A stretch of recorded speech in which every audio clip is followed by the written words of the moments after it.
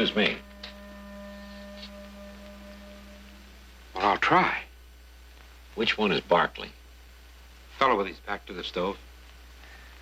Thank you. Cattle prices drop off any more like this, pretty soon we'll have to pay them to take our beef. It'll get better. Before it gets worse. Howdy. Is this chair occupied? We're playing poker, mister. I'd hope so. For money. It's the only way to play. Is that you smelling like that? Eau de cologne.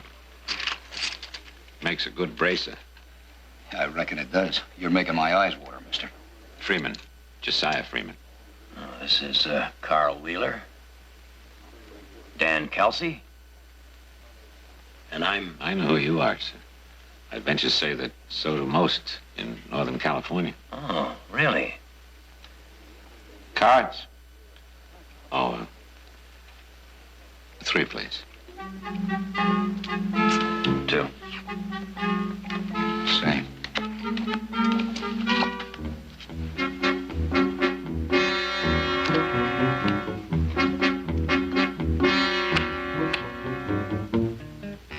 My bet? I bet $2. $2. And 3. Make 5. Too rich for me. I'll raise you 20. I'm light $20. Shy 20.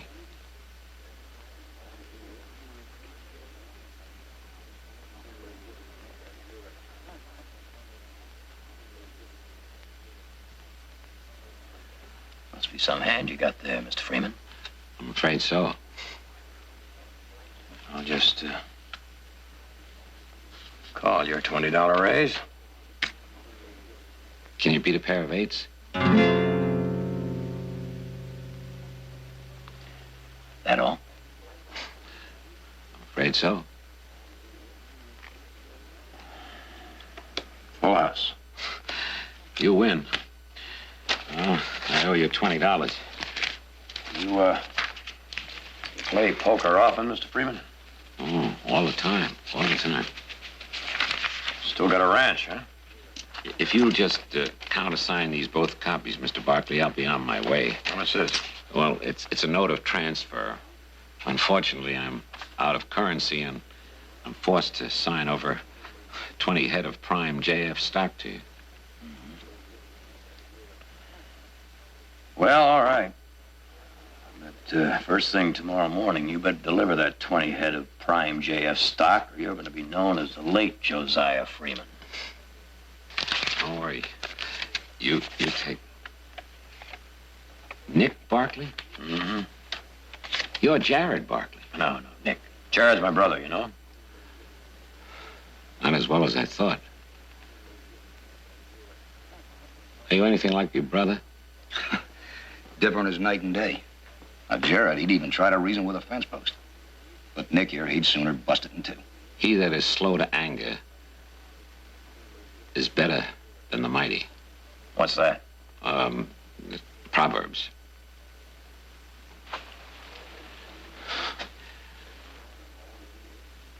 Try to be more like your brother.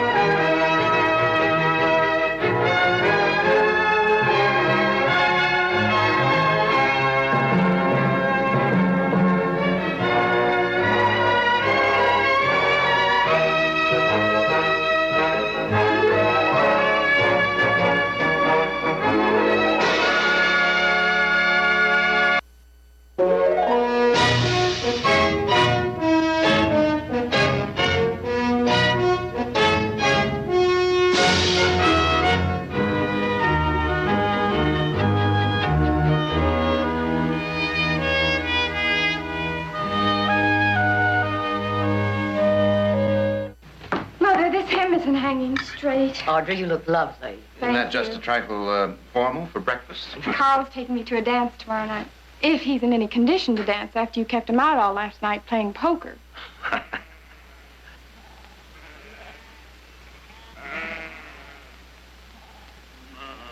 That sounds like... That's what it sounds like. Good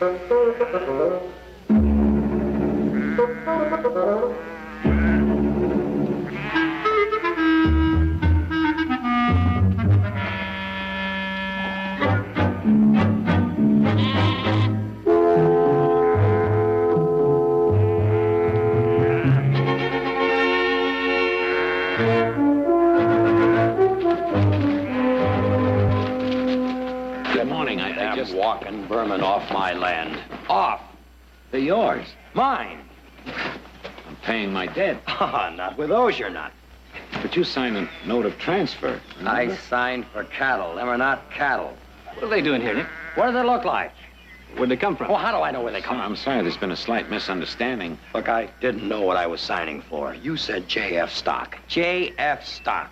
Well, they are JFs. They are not stock. They're sheep. And they stink. No wonder you came into that saloon smelling like a flower patch in the middle of July. Well, it's been pleasant visiting with you. Here, give me that. Jared. What can I do for you, Nick? This isn't legal, is it? Is that your signature? You know it's my signature. Well, then I'm afraid it's legal. But I don't want them. You've got it.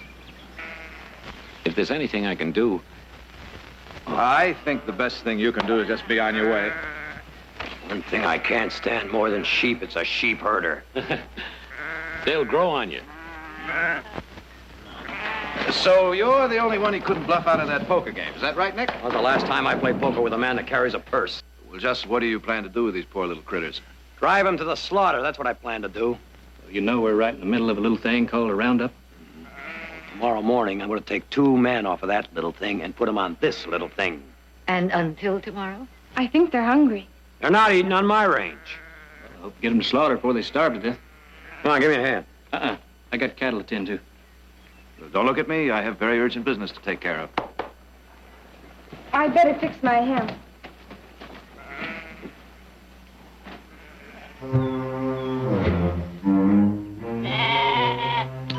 Shut up.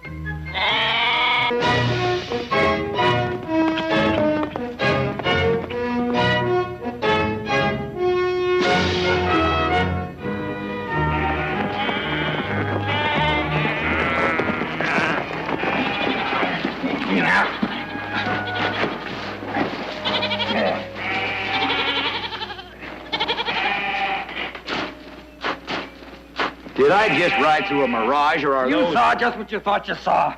And it's taken me all morning to round these mangy things up. What are you doing, Nick? Branching out? Come on, get out. That perfumed character we played poker with last night paid me off in sheep. Some people might not understand, Nick. They might say the Barclays are hedging their bet. Cattle prices drop off, and the first thing they do is jump feet first into the sheep. Oh, no, not a chance. Well, I know that, Nick. Some people might point out that when you came to this valley, you were cattlemen. And you went into mining, then vineyards, then sugar beets, and now, No. The people that know me know I hate sheep just as much as they do. then get rid of them. Tomorrow morning, when the sun comes over that rise there, the minute the sun comes over that rise, those sheep are heading for the slaughterhouse. Good. Because all they need is a foothold. Who's they? Sheep herders. You hang on to these sheep, and every sneaking sheep herder within walking distance will be swarming all over this valley. And you know what happens when sheep move into a place. I know. It's not fit for cattle or anything else. They chew the grass right down to the roots. The cattle starve, and so do the people who own them. You might say all of us have a stake in what you do. How many ways do I have to say it? They're leaving tomorrow morning. Just so you know. The longer they're around, the more people aren't going to believe you mean what you say. Well, too bad you'll have to miss the dance tomorrow night. But you can tell me how those sheep like the butcher's axe when you get back.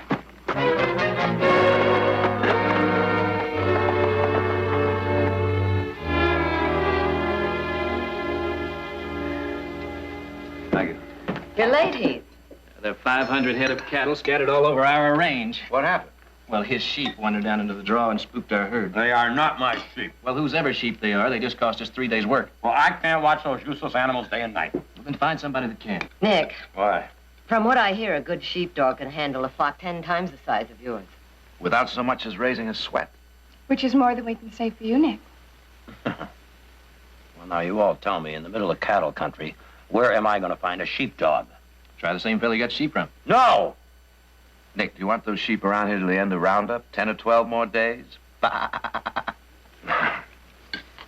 He'd probably want me to play poker for the dog, and I'd wind up with his whole blasted herd of sheep. All right, Nick, what's your alternative? Some more, please. We're waiting, Nick. I'll see him first thing in the morning. Audra, how come we've never had stew like this before? We've never had lamb before.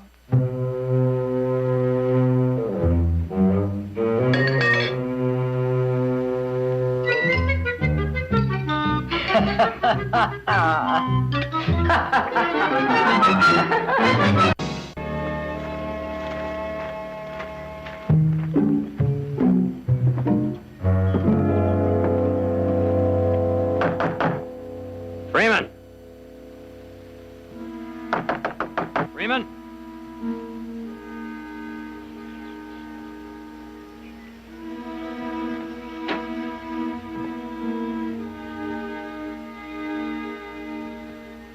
Freeman?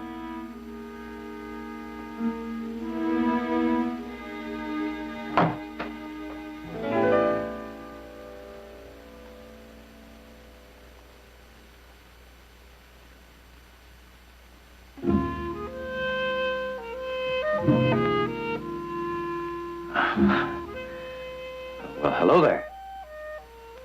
No, don't be afraid. I'm looking for Mr. Freeman. Freeman. I'm Nick Bartley. Darn. Darn. Oh, Mr. Barkley, what a pleasant surprise. You win, Uncle Josiah. Here's the dime. This is my niece, Gail. I want to buy your dog. Oh, sorry if you had come a little sooner. I had 2 dogs less than a month ago. Well, I didn't have any sheep a month ago. I'll give you $20. What would happen to my flock? Well, I tried. That's about the best a man can But do. I have a suggestion. What? Your sheep were part of mine just a day ago. My dog would have no trouble taking care of them. You mean combine your flock with my sheep? I need help. All I ask is a place to sleep and a reasonable amount of food for Gail and myself. You want to bring your flock over to my range? Well, you have better grass. Well, now, wait. And it would be much safer. $50, that's my final offer.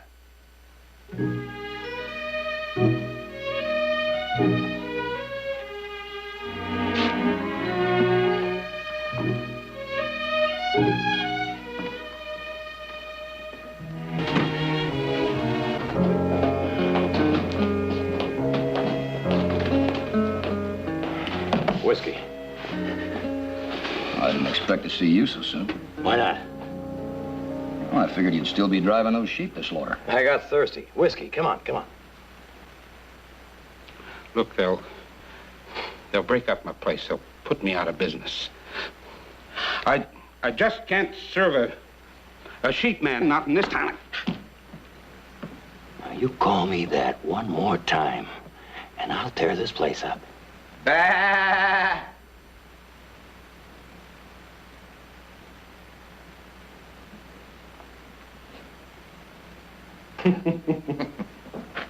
Hey, Kelsey, why don't you ask that sheep man to move downwind a little bit? Sheep man, you're making my friend here sick. Guess I'm lucky. I got a cold.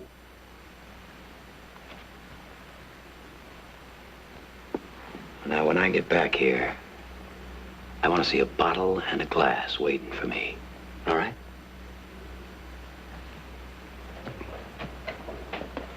Now, are you the gentleman with the cold?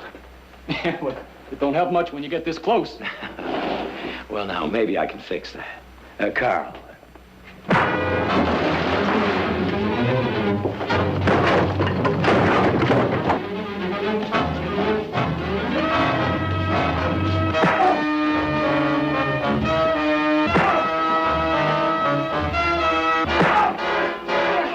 come on, fellas.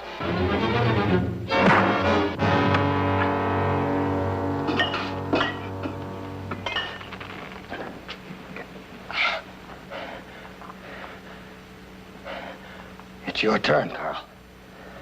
No, not me, Nick. Well, I guess it's mine.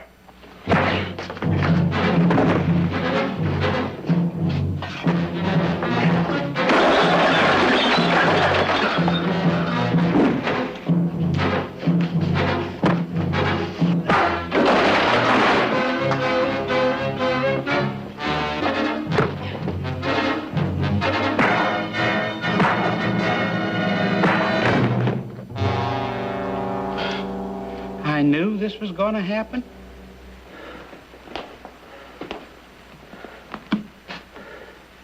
You may pour my drink. Yes, sir.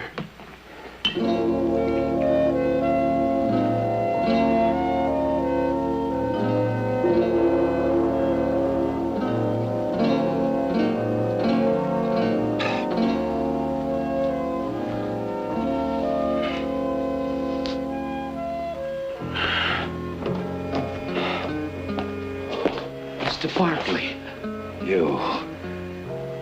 You're the cause of all this, huh? You.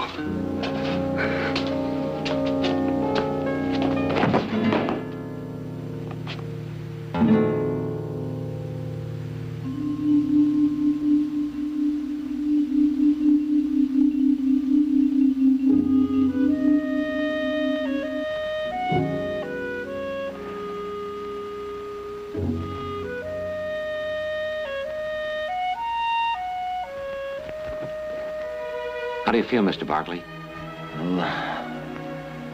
Let you know as soon as I find out who's standing on my face. We did the best we could. Thank you. Gail, run outside and empty the water.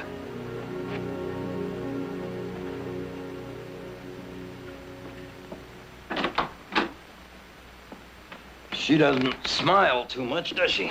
Oh, she hasn't found too much to smile about. Well, 5 will get you 10. My sister will have her giggling as soon as she walks through our front door. What? Well, that is, if your offer still holds, my range for your sheepdog. After what those men did to you? Well, now, that was a little misunderstanding, is all. Can I come back yet? Just as soon as your uncle says yes. Well? Gail, we're going to stay with Mr. Barkley for a while. Here's the dime, Uncle Josiah. Say, is this a private game or can anyone get in? I think we better start packing. Would you help me with the trunk? All right, sure. Fix up your things. Get them together, Gail. Right over here, mister. Keep making it. Yeah. Is that your peddler's wagon outside? Part of my checkered past. How'd you ever find time for the sheep business? Well, I'm a peddler by trade, a sheep herder by misfortune. Oh, someone paid you off with them, huh? Well, the misfortune belonged to Gail's parents. They were under the mistaken belief that open range meant just that. So they settled here with their sheep. Well, this is cattle country, you know. Took the cattlemen some months to convince them of that. Mr. Barkley, the day that I stopped here with my wagon to get some water, that barn was burning. Gail's parents, her mother and father, most of the sheep were dead. I heard her crying. Mama made me hide in the cellar when they came. Don't forget your doll. The whole thing was so cruel, so senseless. But you stayed. Of course I stayed. She had no relatives. I was tired of wearing out the seat of my trousers selling pots and pans. I love her, Mr. Barkley. I love her like she was my own. And in a way she is. Now.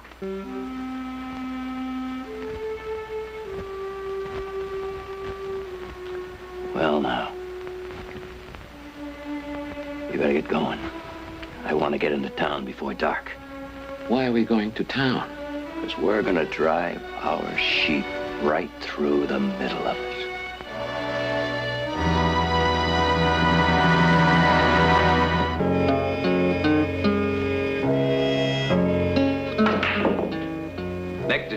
to drive those sheep right down the middle of the street? Yes? Why?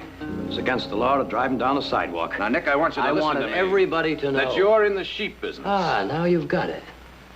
All right, Nick, you've got pride. Now, that's just fine. But you're about to take on this entire valley. Do you think you're big enough? Might be interesting to find out. Nick, you've seen a range war before. They start just about like this. One fella does one fool thing, like driving sheep into cattle country, and another fella does something a little more foolish, like shooting him. And before you know it, you've got a full-size range war on your hands. That a fact. That's a war nobody wins, Nick. Everybody loses. Not only men, women, and children, but entire herds, and it never ends. Those sheep are on our land, Jared, our land.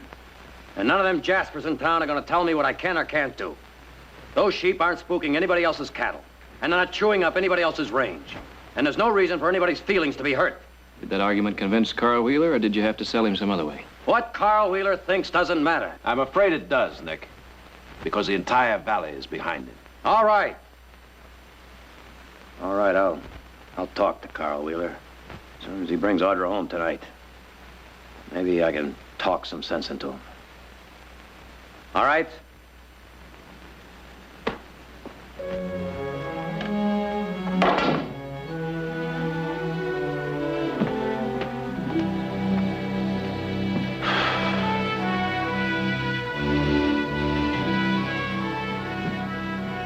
Mrs. Barkley, Yes, Mr. Freeman. I was just on my way to the herd, and Oh, wouldn't you like a glass of sherry? Thank you very much. Gail isn't getting in the way, is she? Oh, no. She's upstairs helping Audra get dressed. I appreciate you taking her into the house. Since her parents died, I'm the only one she's had. I know I'm not the ideal person to talk to her about dresses and things that girls want to talk about. I think you've done very well. Mrs. Barkley, may I ask you a question? Yes. That fight that Mr. Barkley had, those men were his friends, weren't they? Yes. Well, why would his friends want to attack him? He's one of them. Not anymore. Was it because of the sheep? Mm-hmm. Well, when I first chose, I mean, when I first thought... What did you think, Mr. Freeman? The Barkleys are so big, so powerful, surely no one would dare attack them, even if they did bring a few sheep into the valley. How long have you lived in the West? 10 years? Well, that should have been time enough. For what? For you to learn that there's no one so big, so powerful, that he can change the hates and prejudices of a lifetime. At least not without a fight. Your son is a very stubborn man. Yes, very. He won't give way. When Nick is pushed, he pushes back with everything he has. No matter what the cost? Well, sometimes it costs more to walk away from a fight than to finish it. But he cares nothing for those animals. He's a cattleman, Mr. Freeman. But he's also a man. Now, what do you suppose would happen if tomorrow people decided that we shouldn't mine gold or grow beef? Do you think his friends would understand that? No, I don't. I think we all crossed the line today. And none of us can turn back.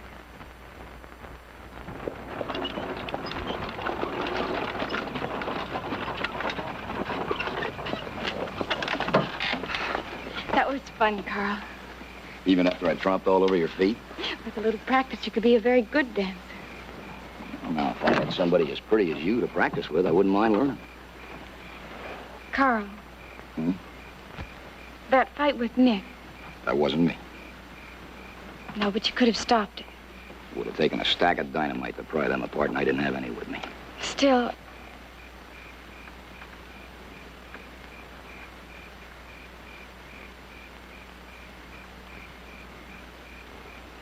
Love me? I haven't decided yet. But what about Nick? What? Do you love him? That's a silly question. Audra, I wouldn't have asked it if I thought that. If you love him, then you can help him. How? Talk to him.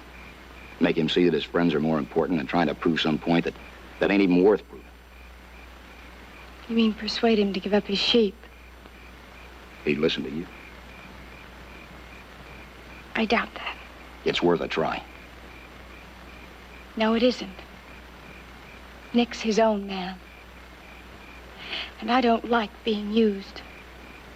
Especially by you.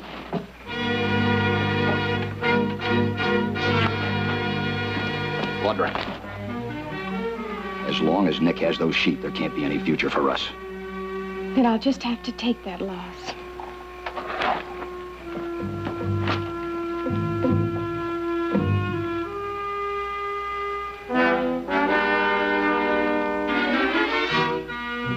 Carl.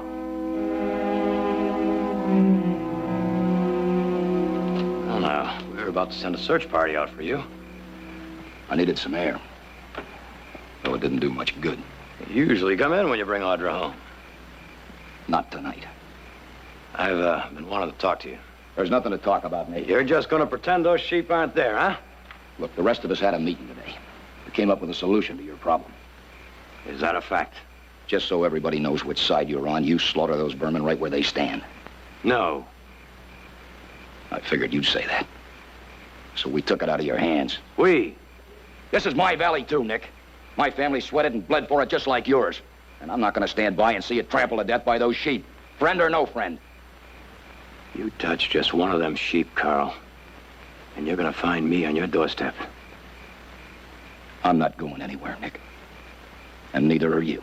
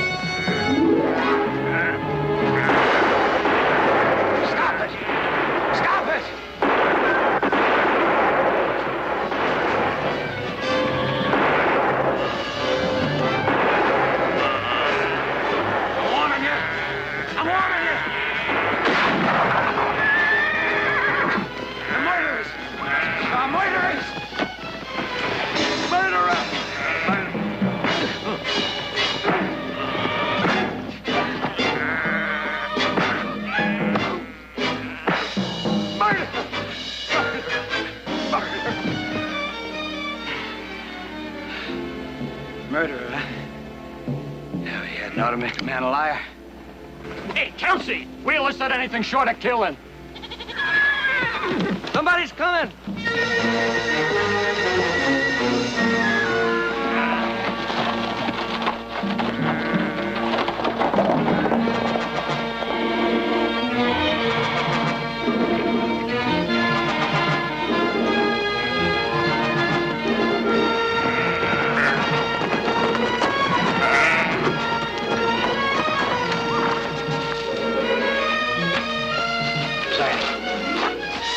Josiah.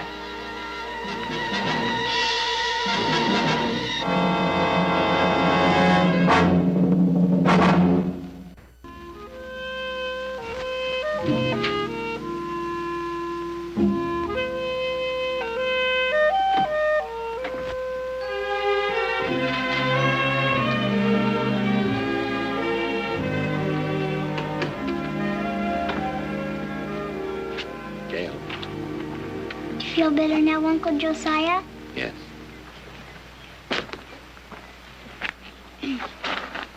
Audrey's gonna buy me a new dress, but I don't know which one to pick. This one, or this one. Maybe even this one. They're all very nice. Gail, do you ever think what it would be like to live with a real mother and father? You like it here, don't you? Audrey's nice, and she smells pretty, too. Well, you may have to stay here for a while. I've got something very, very important to do, and it might take a long time. And I have to do this without you. Don't you want to be my uncle anymore? I'll always be your uncle. I'll always pester you to brush your teeth and clean your plate. because I love you. No. You be a good girl, and you stay here with the Barkleys till I get back. You're never coming back. Of course I am, I promise. No, you're not. That's just what you were saying. I was just talking. No, you go inside. I love you, Uncle Josiah.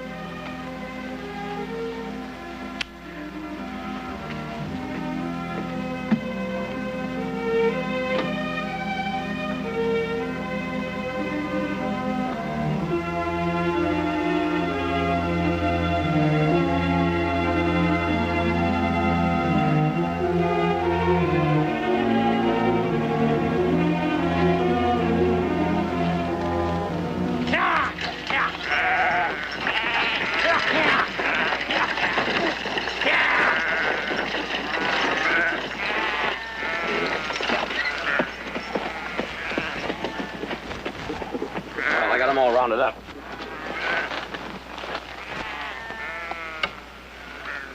Josiah?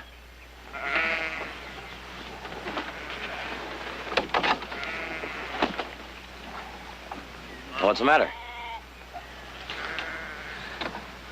I did this. I'm to blame. What are you talking about? You didn't win those sheep in that poker game. I lost them. Full house still beats a pair of eights. Yeah, but I had 4 eights. That's why I didn't show my hand when you called it. I won that pot. Well, I don't get that. It was part of my whole plan. A plan born out of desperation, but no less a trick. I read about Jared Barkley defending a sheep herder in Fresno County, and that's when I got the idea. I figured if I could get your brother Jared into the sheep business, I'd have a partner no one could intimidate. So you got stuck with me. Proved a good choice, Mr. Barkley. Too good.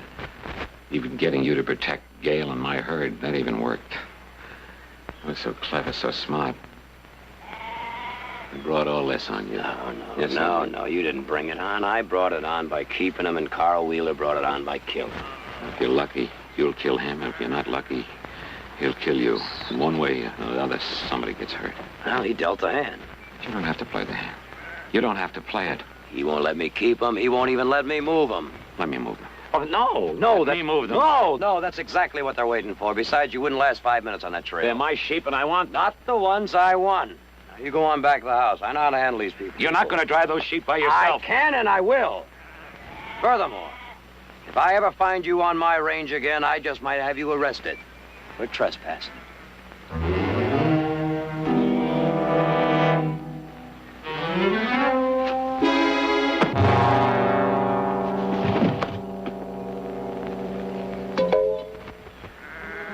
God forgive me.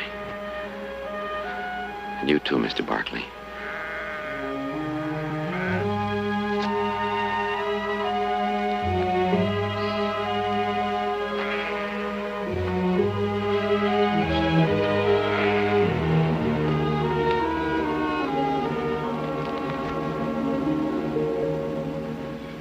Looks like Josiah had a better argument than we did.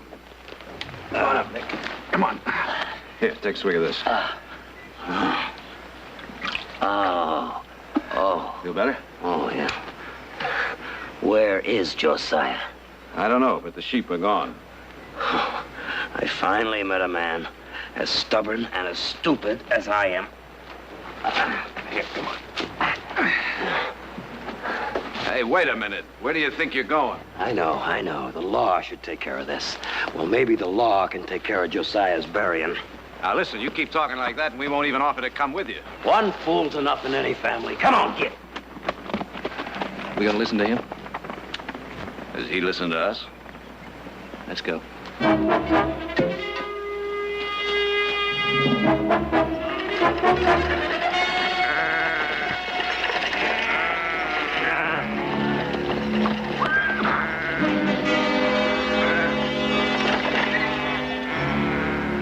That's far enough, Freeman.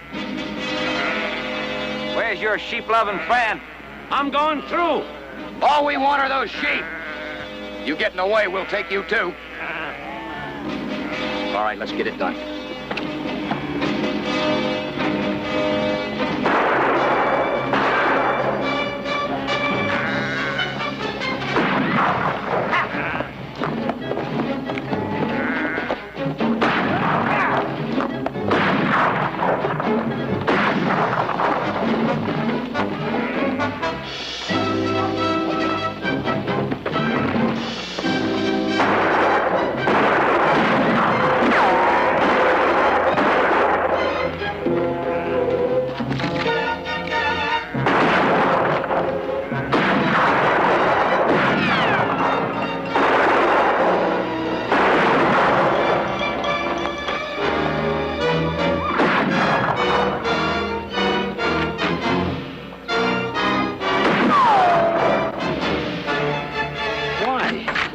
hated sheep.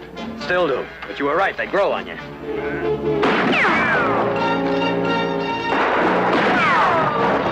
I didn't want this, Nick! Then back off!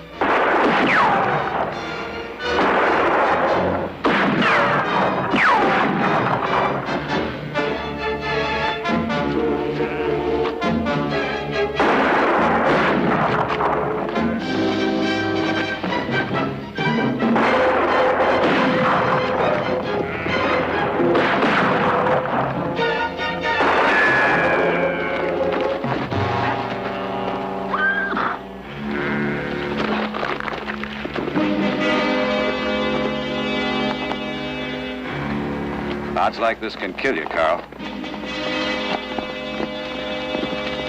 Throw him down, boys.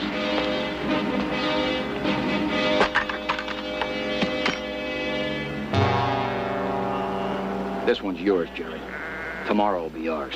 We'd only be fighting ourselves, Carl, tearing down everything we've built. Tell it to your brother. He already knows it. Now, what's it going to take to convince you? Not that you'd care anymore, but cattle prices will be climbing again. Pretty soon you won't be able to see the grass for the beeves on this trip. Carl! Then where will your sheep be? Carl, the people in this valley have been living in their cocoon too long. We've all grown rich and fat and smug, thinking our way was the only way. Well, now that cocoon's been ripped open, whether we like it or not. We've got millions of acres here. Room enough for both cattle and sheep.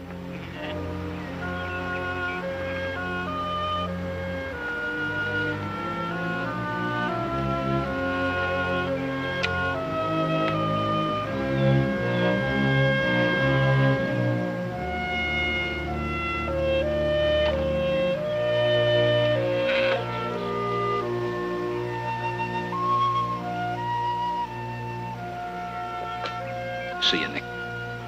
Carl. Yeah.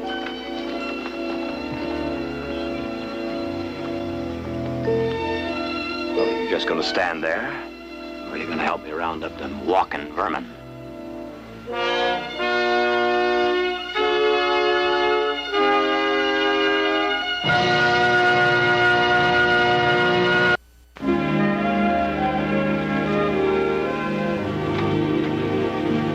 Thanks very much for helping us pack. Well, now, just because you sold off your sheep's no reason you have to leave so soon, you know? Well, we've taken advantage of you long enough. Mr. Barkley, you're a very fine man, and I'm very pleased to have known you.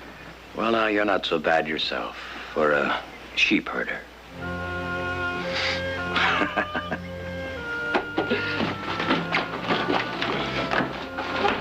Bye, Mr. Barkley.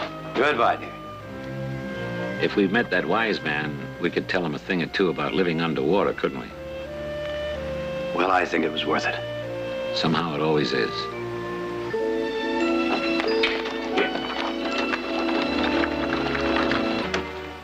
Afternoon. Mrs. Barkley? Yes, and this is my daughter, Audra. Hello.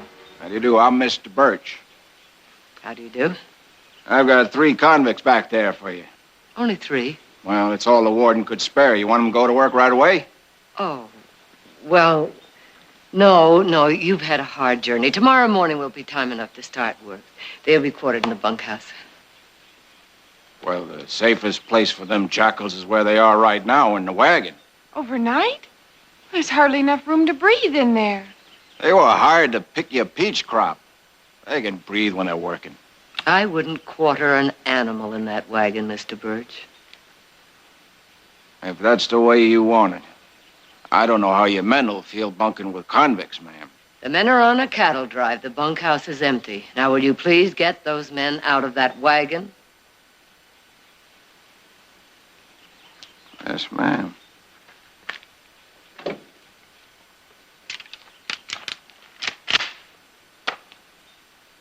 All right, away from the door.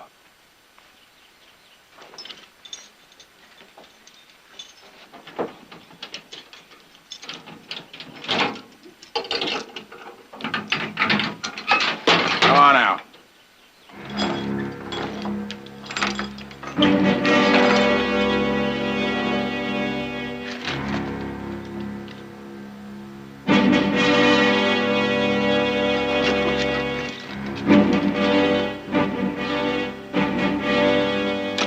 on, move along. Keep your eyes to yourself.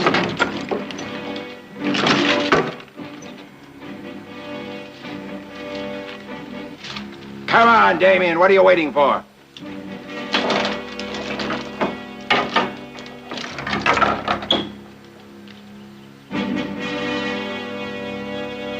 Come on. That's scum. Worst of the lot.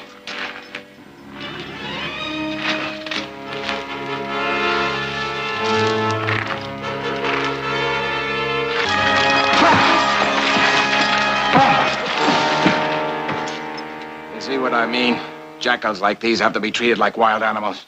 Let them out of their cages and there's no telling what they're liable to do.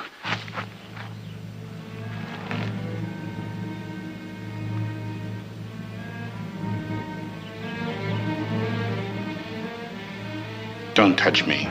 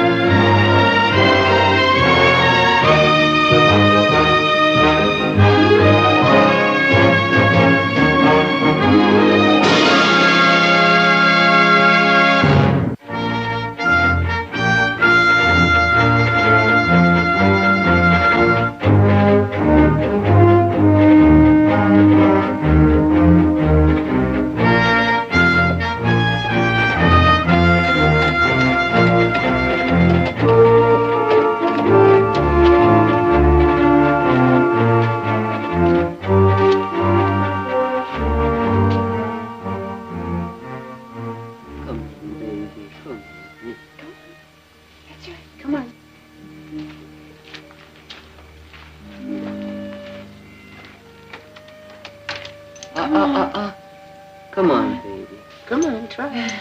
Come on, baby. It's good. It's good. Come on. Come on. No. Looks like you've got a little problem there. Jared, What are you doing home? I thought you were going to be in Sacramento for another week. Well, so did I. But I had to come back to Stockton to check some records at the courthouse. Looks like I'll be here a couple of days. What's the matter with the foal?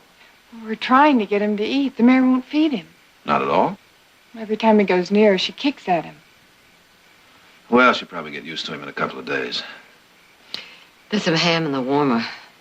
Have you had your dinner? No, and I am starved. I'll fix you something. By the way, what's that prison wagon doing out there? Oh. Well, there was a case of typhoid on the cattle drive, and all the men are in quarantine near Calistoga. Quarantine? Nick and Heath, too? Yes, and they won't be back for at least another week, which created a little problem for us. We have a peach crop that should be picked and no one to pick it. So I decided to hire some convicts from the state prison. You hired convicts? They arrived this afternoon. You're for that, aren't you, Jared? Yeah, I'm for that. But not with everybody gone. Oh, Jared, all we've ever heard about convicts is they're not to be trusted, that they should be treated like dangerous animals. Now, isn't that the reason we joined the Prison Reform Association? Because we disagreed with that? Now, Mother, that's not the point. Isn't it?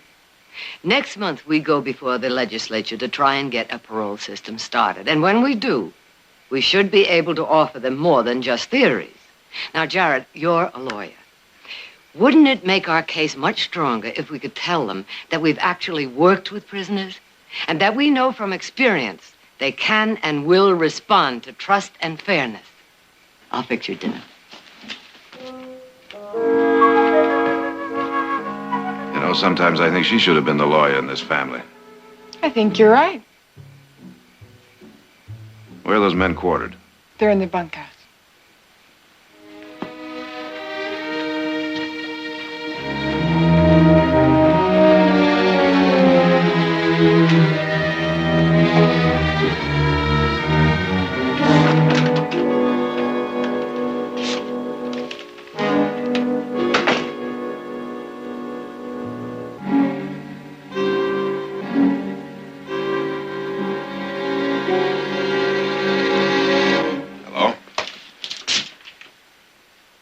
I'm Jared Barkley. Mr. Barkley, Mr. Birch. You that Barkley was head of the committee investigating the prisons a while back? Yeah, that's right. I gotta be honest with you, Mr. Barkley. I think you folks on the outside got a lot to learn about convicts. I mean, especially this parole business of yours. Now, that ain't gonna work. What makes you say that? Criminals can't change, Mr. Barkley. No more than a wildcat can change. I don't think I agree with that, Mr. Birch. Yeah. Sit up, Mr. Barkley. There's no need for that, Mr. Birch. Let them stay where they are. It's up to you, but they don't deserve no favors, none of them. Let me introduce you. Jamie Stats. He's in for rape and assault. Jack Dobbs. Knifed a rancher in Benicia. Killed him. Damien. Hold up. But for my money, he's the worst of the lot.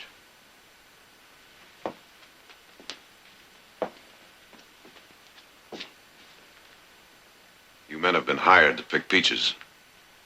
I suppose you've already been told that.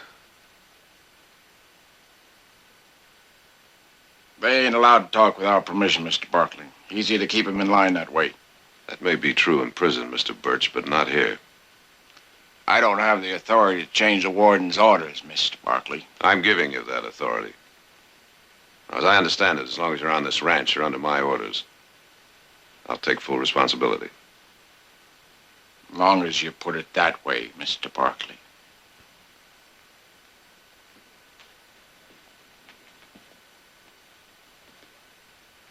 I want you men to understand something. As long as you're on this ranch, you can talk freely, just like any of the other workers. I want you to understand something else. Picking peaches is not as easy as you might think.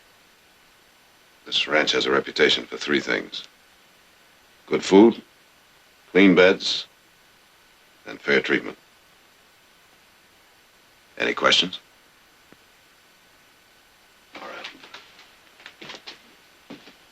I'll probably be gone before you leave in the morning, Mr. Birch. So if there's anything you need or want, you check with Mrs. Barkley. I'll do that.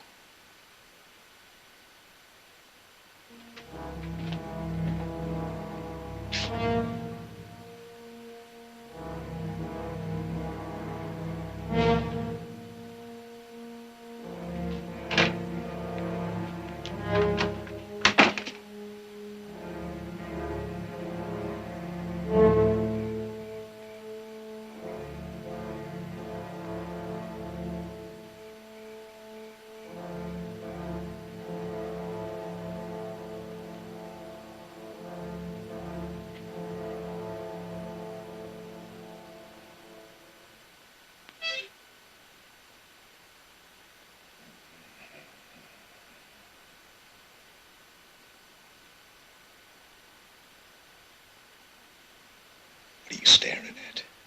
House. There's a light on upstairs. I bet it's that yellow-haired gal's window. She's probably sitting in front of her mirror, brushing her hair. Brushing, and brushing, and brushing. Shut up. You know, I was in that room. I'd come up kind of quiet like behind her. And I'd place both my hands on her shoulders. She'd see him in the mirror. And then I'd smell that perfume on her neck. I'd begin to stroke her hair, slowly. I'd bring my face down close to hers. And then, she'd scream. Sure she would. And I'd take that yellow hair, and I'd wrap it around her neck and pull it tight. Oh, that would be nice. Oh, so nice. Look. don't want you to get in any trouble with that gal, you hear? Because I got plans. And I don't want you to spoil them. What do you mean? You heard Barkley. He's one of them reformers like his old lady. They don't like chains or whippings, nothing like that. So what you see? Lots of things can happen with fools like that around. Especially in a peach grove. Psst. Damien. That's the way you figure it, too. I just figured not to go back.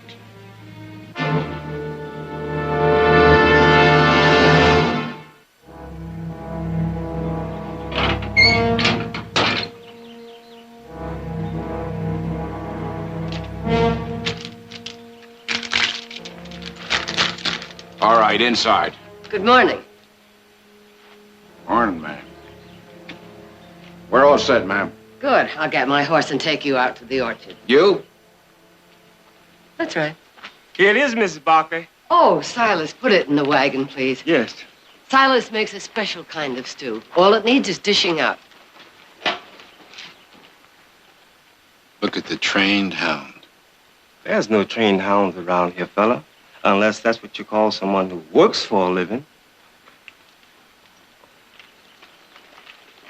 All right, what are you waiting for? Get in the cage.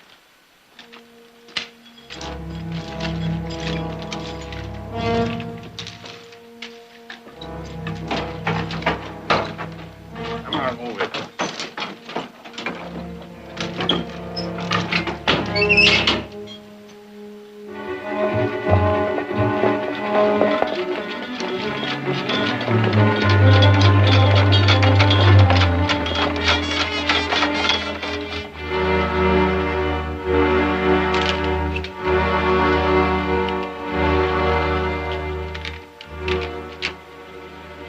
Hands down, jackals.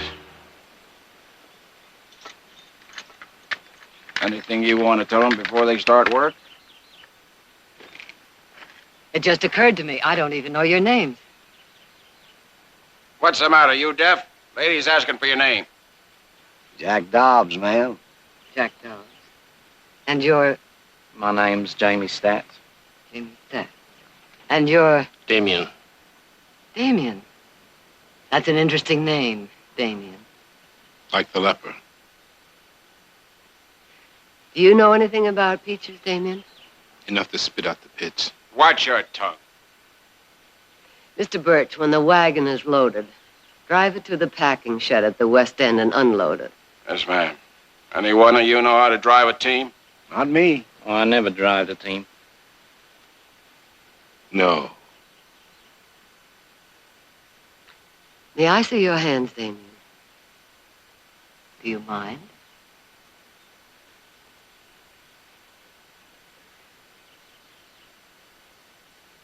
There's only one way to get calluses between the fingers like that. From rain. I can't drive. Get your trained hound to do it. I said, watch your tongue, jackal. That's all right, Mr. Birch. I'll drive it myself.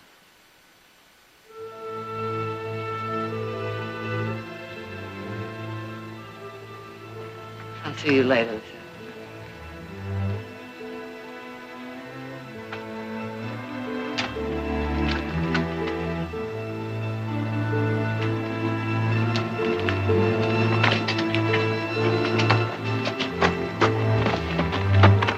All right, you've been loafing long enough. Get the basket, start picking the peaches.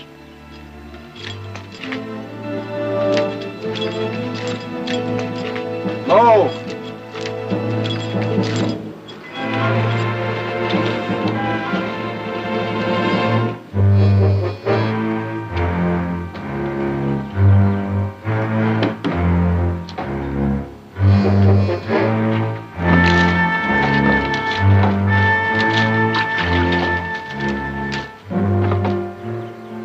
I want some water, Birch. Yeah, you'll get some when we stop for chow. Get that loaded.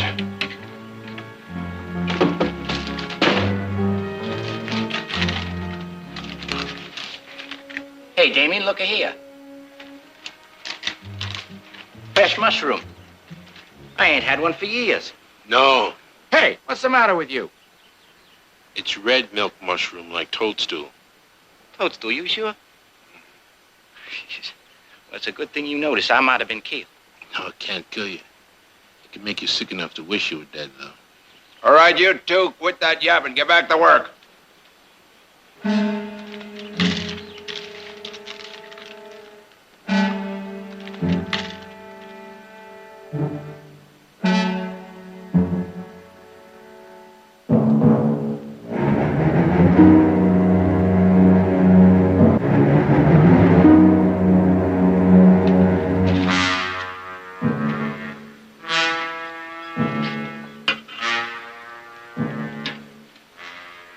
Come on, hurry up, Dobbs. I'm hungry, too.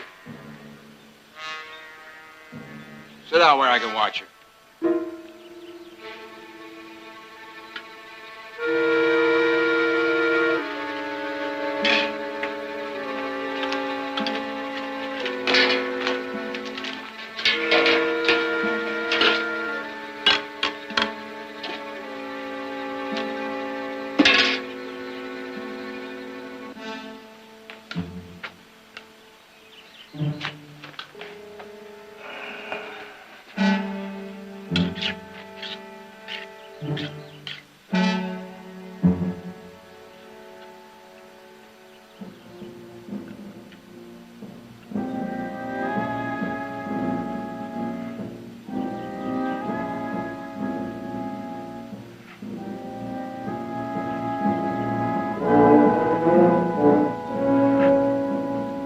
What are you staring at?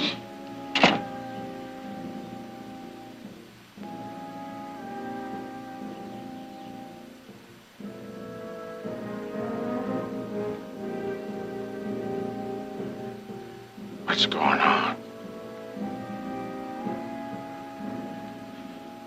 You put something into the stew. You're trying to poison me. Who did it? You? Answer! I swear it. I'll find out. Get up. Get up, all of you. In the wagon. I'm warning you.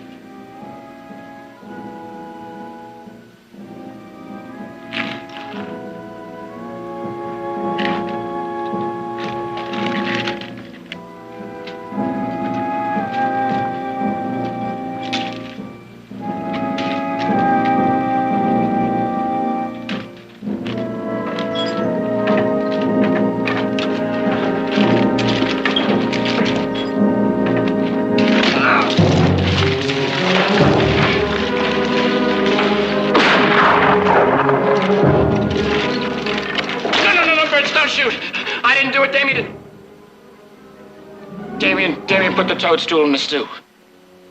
Inside.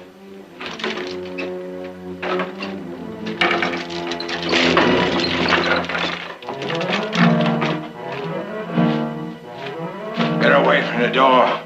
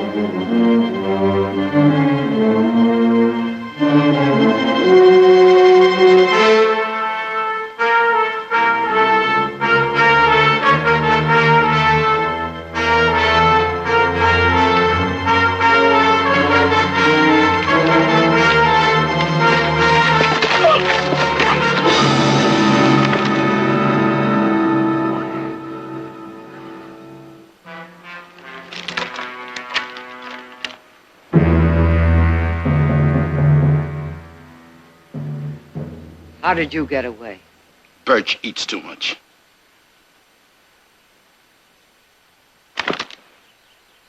Much obliged. Damien! I'm not afraid to use this. Go ahead. Dad's better than these chains. Damien, a lot of people are trying to do away with those chains. Help prisoners earn freedom, real freedom. Come back with me and you'll have a chance for it too. Pretty words.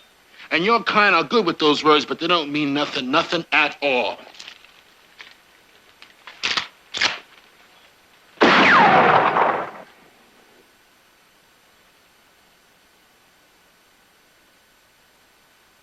The next shot goes through your leg.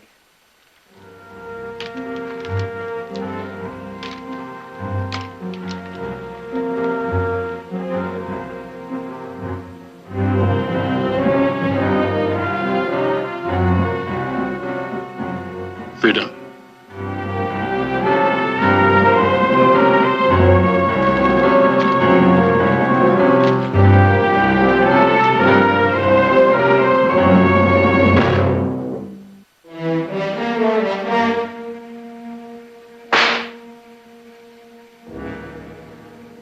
Get out of the way.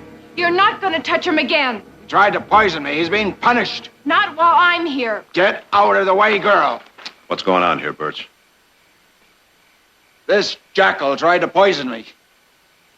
Cut him loose. Now, Mr. Barkley. I said cut him loose. All right. You won't get no thanks, I warn you.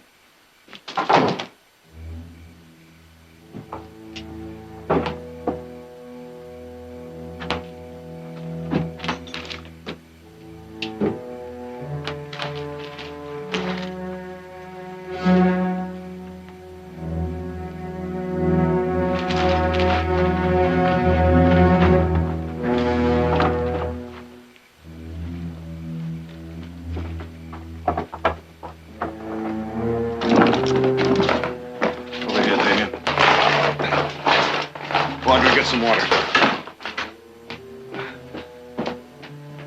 I'll get some salve.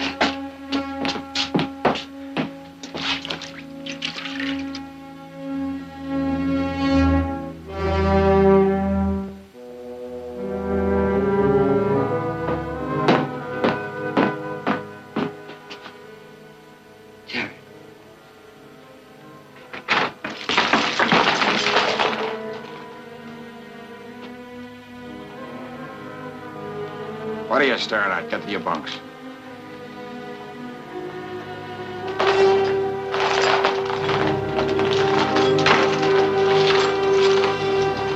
I need any help.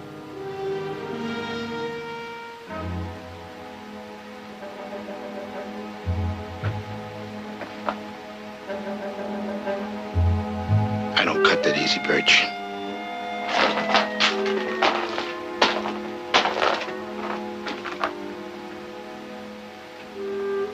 I told you wouldn't get any thanks.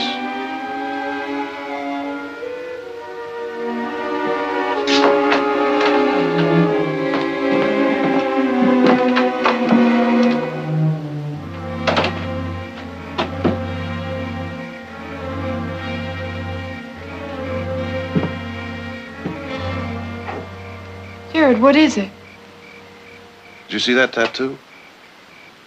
He was a Buffalo soldier, Audra. 9th Cavalry, part of my own regiment. Preservation, compassion, brotherhood. That was our regiment motto. Come to the aid of a soldier any time, any place. At any price.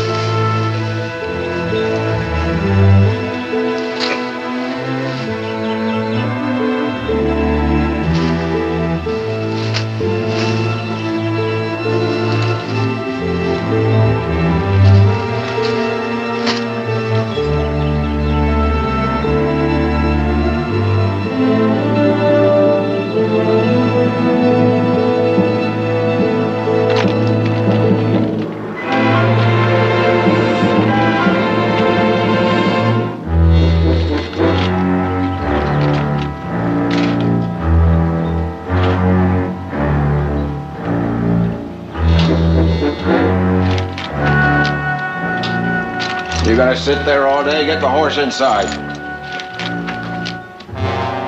There's a bad cut on that tendon. It ought to be cleaned out. I thought you didn't know anything about horses.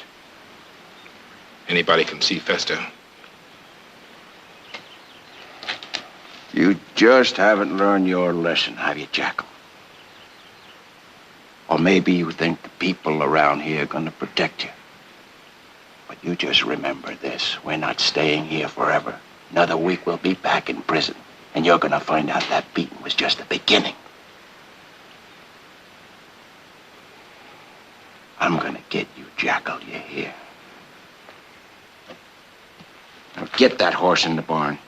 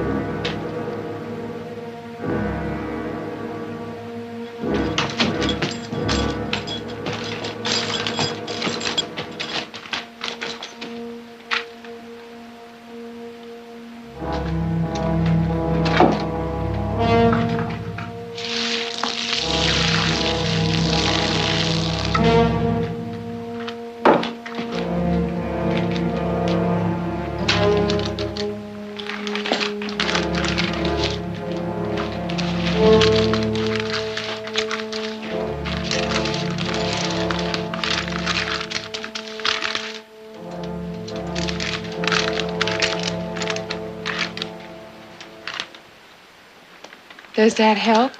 Mud poultice is always good when nothing else is handy. That's a good thing to know.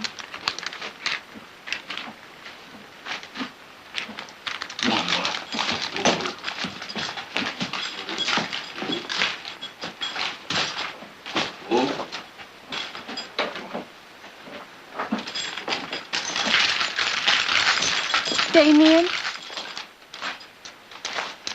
Would you help my colt?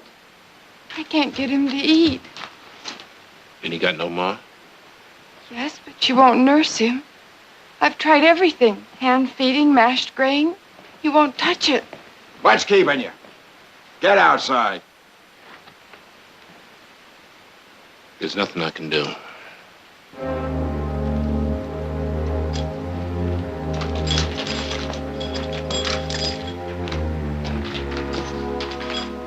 Come on, move it.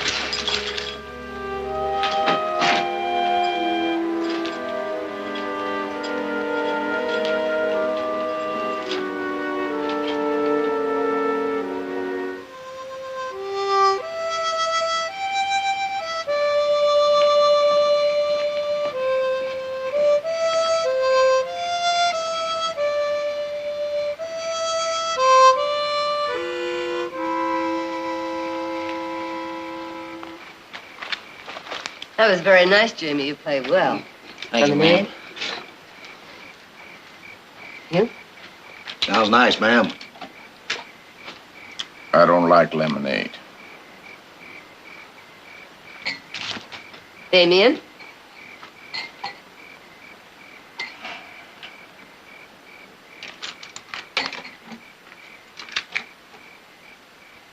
You make it?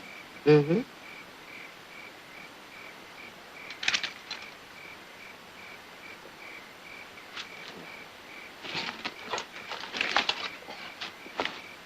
That ain't a long time.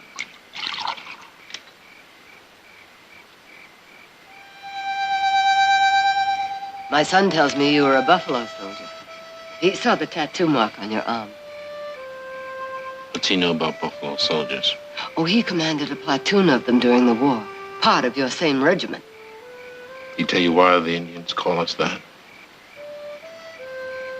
It's because we reminded them of buffaloes. Mean-eyed buffaloes. How'd your fancy son like leading a pack like that? Jared said they were the finest, bravest men he has ever known. That tattoo don't mean nothing. It was a long time ago. Means you know a lot about horses. Maybe. What difference does it make? Damien, you saw Audra's foal. Now, if he doesn't take nourishment pretty soon, he's going to die. Do you think you could do anything to help him? Why should I? Because to a buffalo soldier, a good horse is the most important thing there is. And that foal is a good horse. I ain't a buffalo soldier no more. Aren't you? Then why did you pack that horse's leg? Don't try and trick me, Lynn. Let me see your back. It's nothing. Let me see your back. Those welts have broken open again. You shouldn't have worked the orchard. You're not going back until they're healed. You bargaining? Is that it, lady? My back for her colt? No matter what you do about that colt, you are not going back to the orchard until those welts have closed. This is a big ranch. And there are plenty of horses on it. Why does she care so much about this one colt? She cares because she's loved horses all her life. When she was 8, she was showing stallions. Now, I don't have to tell you, Damien. For someone like that, there's always one special horse. For Audra, it's that bull. Please help her keep him, Damien.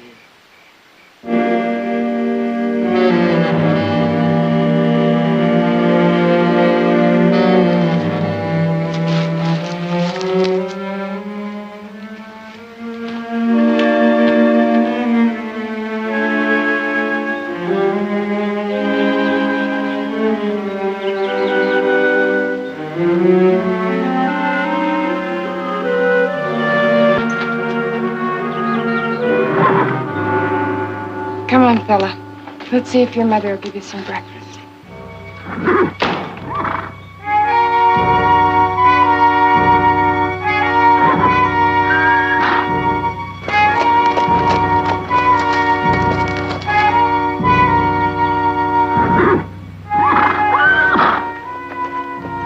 Oh, easy, easy, easy. Come on, come on.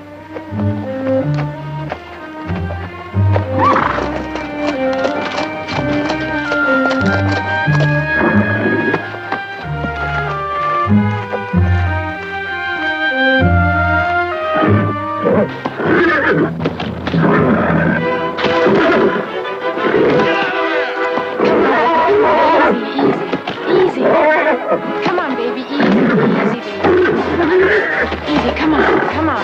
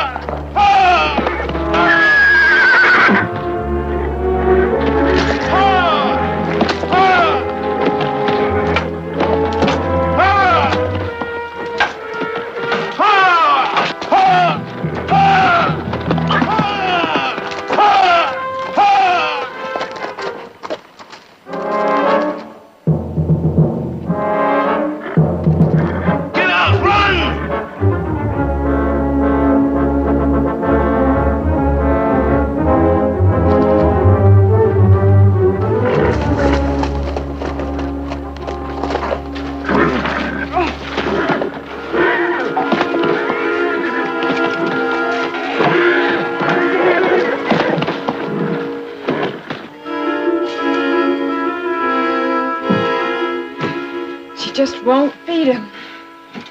Refusing Mary is dangerous. She shouldn't be in there when she's loose. How else am I going to get her to feed him? Build a stanchion. And she'll have to feed him. How?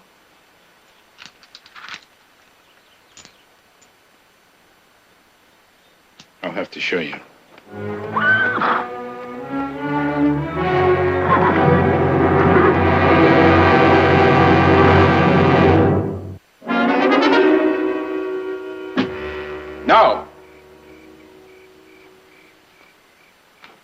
Mrs. Barkley, ever since I've been here, you've been ignoring my advice.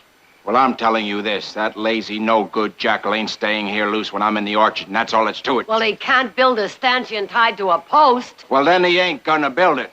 Not without a guard. He gets away, it means my job. Even if it was your orders. All right. I'll stand guard. I'll keep a gun on him the entire time he's working.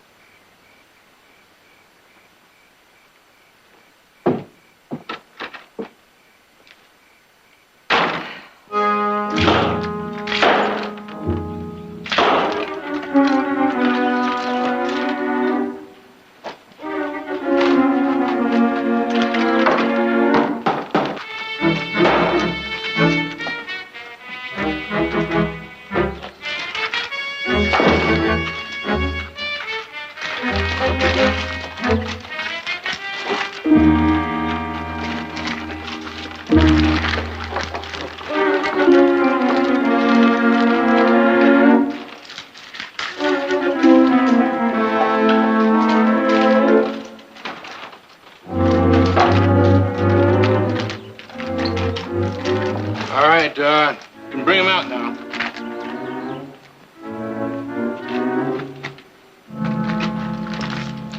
Now she can't stop him. And he can eat till he busts. All he needs is showing. So let's get him started.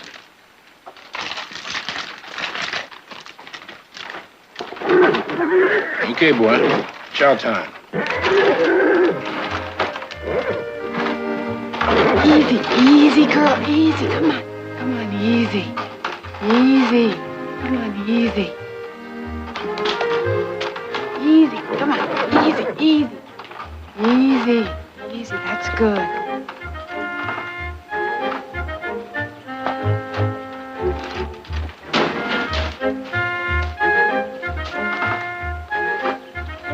It worked. He's eating. He's gonna be all right, Damien. Yeah. It's gonna be all right. Whoa. Whoa.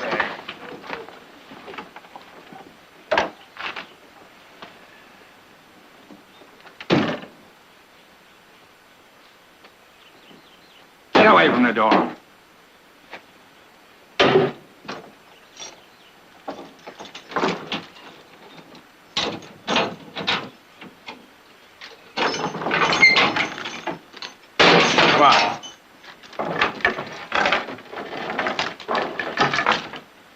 Oh, that big boy's got it sweeter than you have, Birch. That yellow-haired gal beats peaches any day. Go on, unhitch the horses.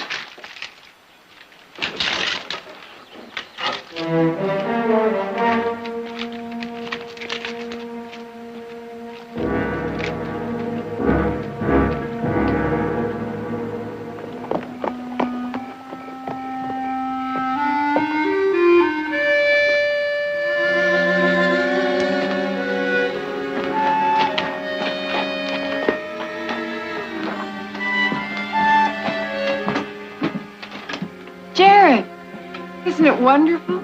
Damien's got him on solid food. So I see.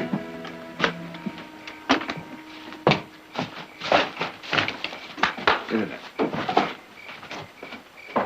What's that you've got him eating? Chicken mash and milk. I think there's one brother Nick hasn't even heard of. Audra, speaking of solid food, would you go tell Mother I'm home and about as starved as that little fella is? I'll be along in a couple of minutes. All right.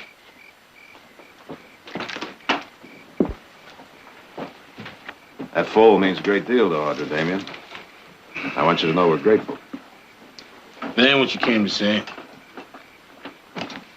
No. No, but that's part of it. I'm going back to Sacramento in the morning. I'm going to speak to the prison authorities there. We're trying to start a parole system, Damien. If we do, I want yours to be one of the first hearings. Just cause of him? Not exactly. What were those words? Preservation, compassion, brotherhood. I think you still believe in them. You're wrong. I was kicked out of the Army. Fancy young lieutenant. using Indian prisoners for target practice. Even women. And I stopped him cold. 10 years of my life I give him. And they give me a dishonorable discharge. Now you still want to try for that parole hearing?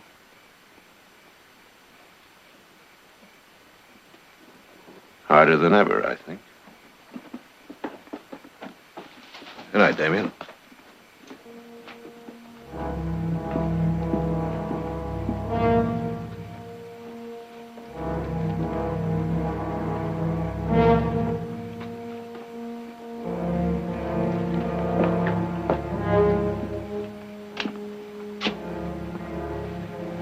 You ain't getting no parole hearing.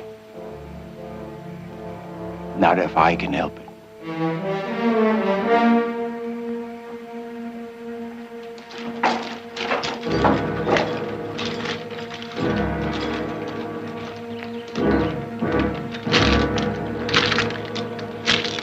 All right, get the horses hitched. You two, you're coming with us today. Damien? Damien, the foal!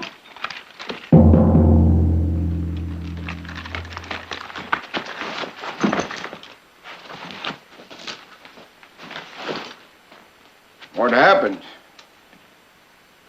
I don't know. He was all right last night. I know. I saw you feed him.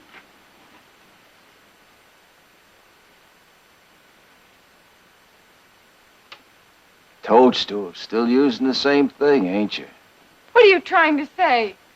You're not getting away with it this time, Damien. I didn't kill him. You know that. Who else? You fed him. You were the last one in here. No. You was.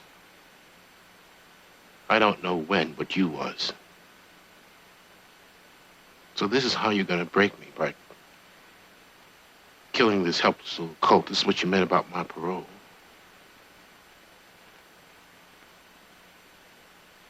I'm gonna kill you, Birch. Damien, no, that's what he wants you to do! Get back, Curly. What's going on?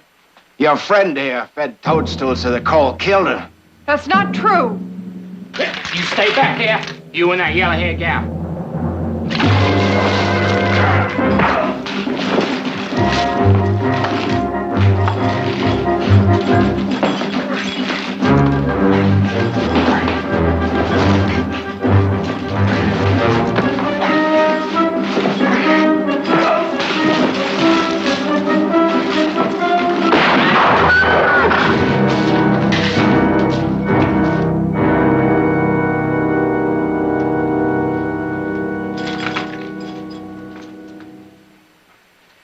Jimmy, get his keys, unlock his chains.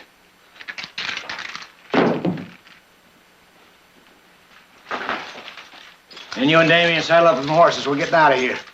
They coming with us? You bet. There's no need for that. We'll even be here. Be good hostages. Yeah. They're gonna come in mighty handy.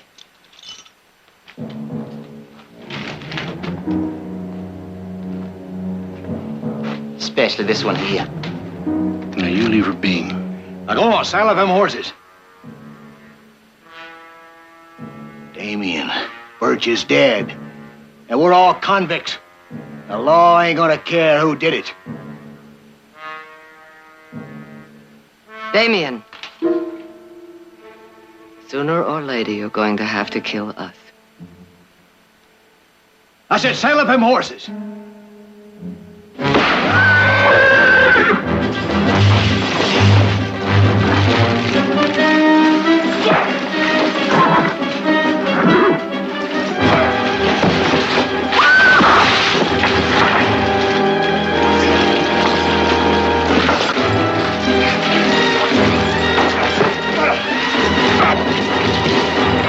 Kill you, Damien.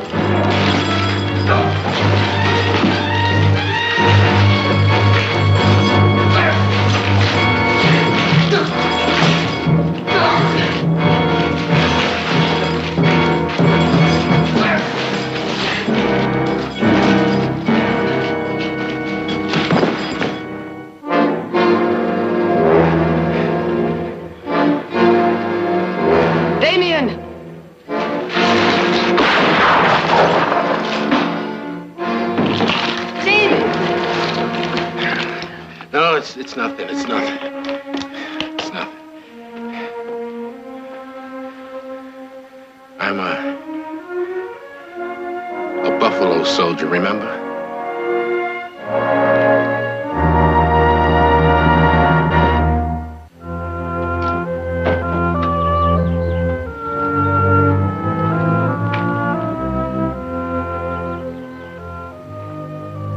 Well, I guess this is goodbye.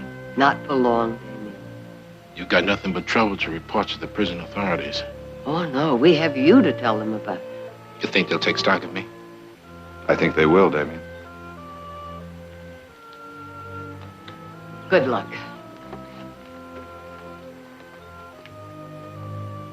Mrs. Barkley, you may not get your parole system started. But it's good to know that there are people like you outside who care. I'm sorry about that fall.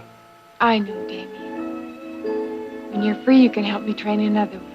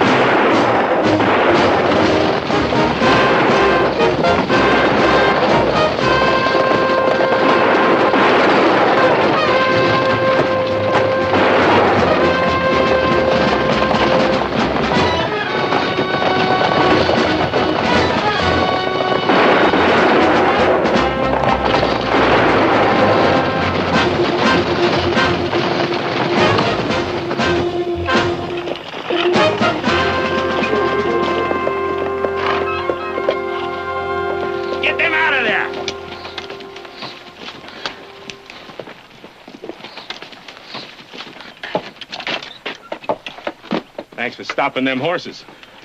Get on down there. Come on. Where are you going? Get over there and get that stage. Come on, old man. Hurry it up! You cover him, Wilt. I'll get the box.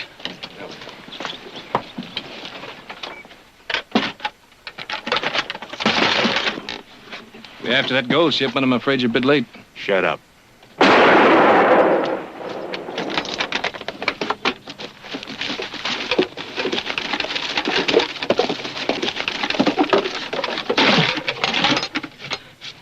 There ain't no gold in here. Go look in the boot. Driver mentioned it went out yesterday. Well,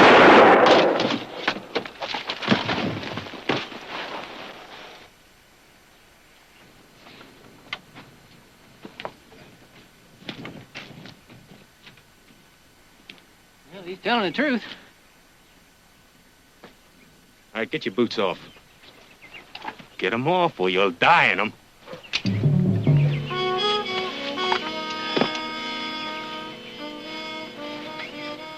All right, get walking. Get walking, go on.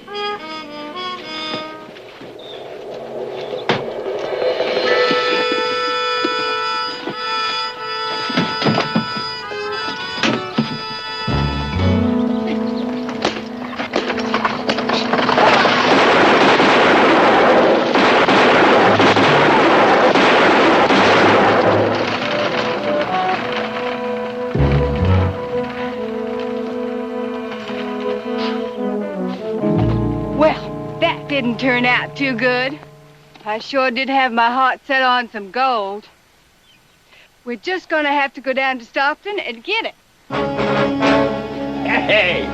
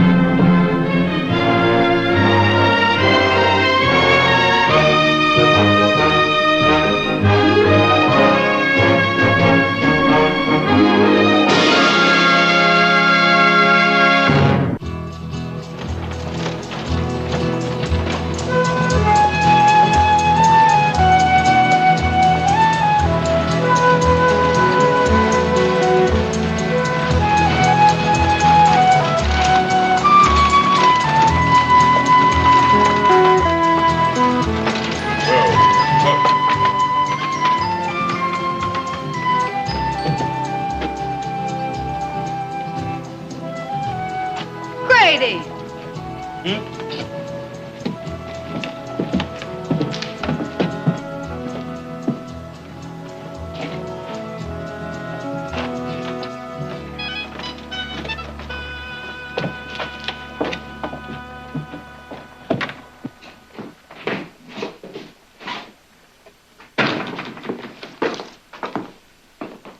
Would you mind going to the next window? I was just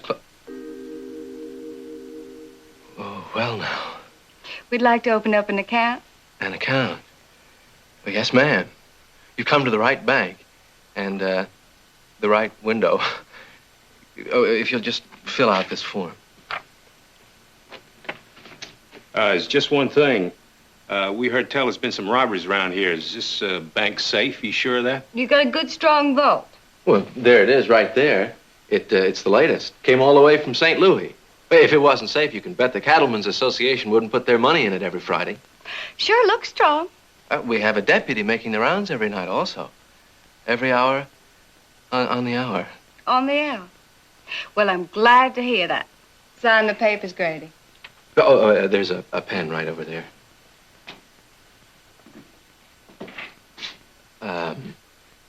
You and your husband are going to live nearby? Well, it depends if we can find the property that we're looking for. And he's my brother, not my husband. Oh. Well, if I may offer my services, perhaps I could have the pleasure of showing you around some afternoon. There are some very, very fine places for sale. I don't know if a lady would be safe with you when you're out of your cage. Oh. Well, I'll let you know. Grady, you can take me to lunch.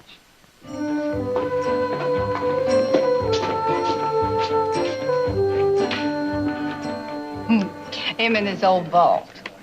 Came all the way from St. Louis. Hey, maybe we ought to send him a letter back there, you know, complimenting him on it and all. After we bust it open. Well, you pay the check. And be sure and leave a big tip. We're gonna be able to afford it.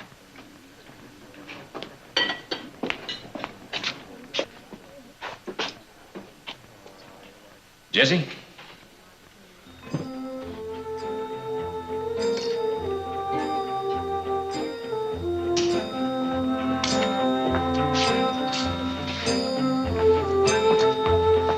Come on, we go get supplies.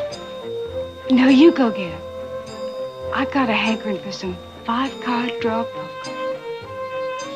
You gonna play poker? Dilly, you make yourself noticeable. People notice me anyhow. Well, yeah, Carl and Wilt are waiting first. I'll be out later. Besides, I feel lucky today.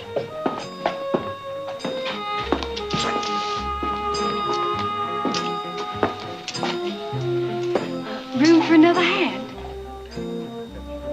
The game is poker, young lady. Not Parcheesi. I think I'll sit right here. We won't feel a bit good taking your money, ma'am. Name's Dilly Shanks. And I won't feel a bit bad about taking yours. Playing cards with a woman, that's no game. Whose deal? Yours. We each get 5 cards. $1 ante, 5's the limit. If that don't scare you off now. Deal.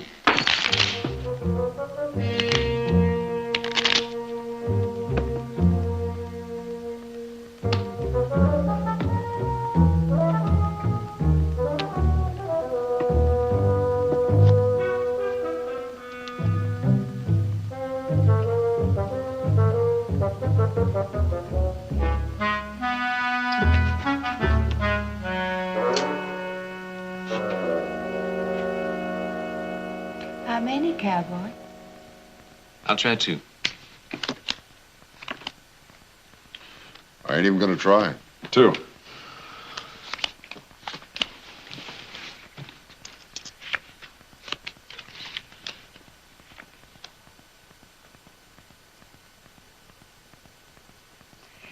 And,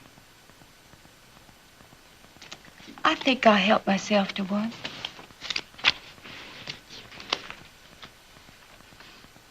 Your bet, cowboy. Looks like today's not my day. Oh, day's not over yet. Well, let's play cards. $1. You got yourself bet, mister. And a raise. You're bluffing, that's what I think. I'm bluffing? Raise me. Or call. Feel that straight, slick as butter. Yeah, it was slick, all right, just like every other hand you've dealt. Now, you trying to tell me something, mister? I think you've been ginnying up the cards. That's what I think. You said that nice and loud. Now, don't you keep me waiting too long for an apology. Well, Come on, mister. You can speak a lot plainer than that. apologize. Why, thank you.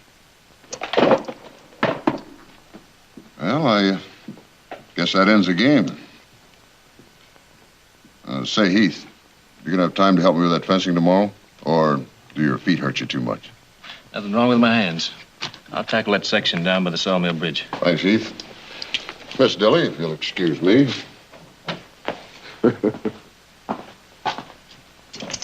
You work for him? No, he's a neighbor. Just helping out. They say God helps them that helps themselves. Pretty hard-hearted, aren't you? As I have to be, when I have to be. Anyways, that critter ought to know it ain't right to call a lady a cheat. I think he just learned that lesson. I tell you what, Heath. My, that sure is a pretty name. Seeing that I'm the big winner, how about me buying you a drink? No, thanks. I gotta be going. But, when I'm ready, I'll buy you that drink, Mr. Dilly.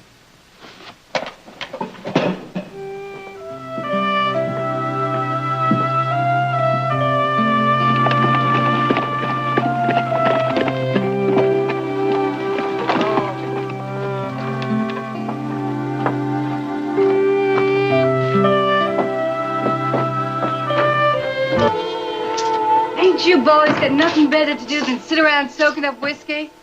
Well, you wouldn't let us go into town. What'd you want us to do? Sit around and crochet doilies? Isn't that funny? That's funny, Will. Oh, hush up. You two go into town, you get into nothing but trouble.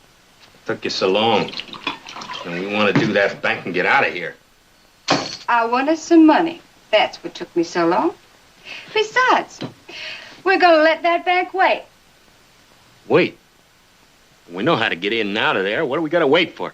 Grady, you wouldn't know beans in a bag.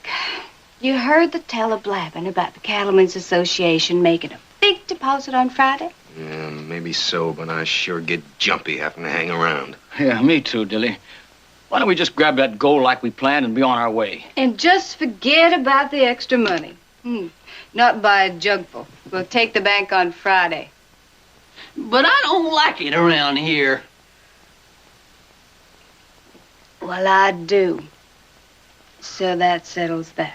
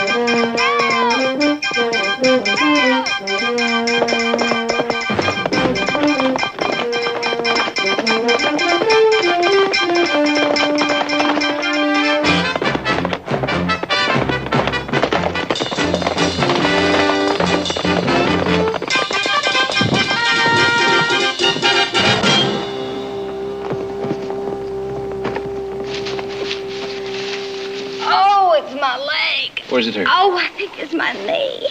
I'll try not to move it. Oh. What happened? Oh. Oh, my horse, it just ran off.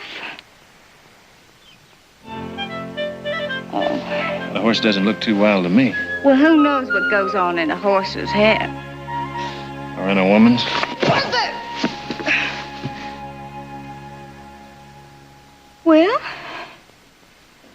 it could have happened. I doubt it. I don't think too many horses got the nerve to run away with you.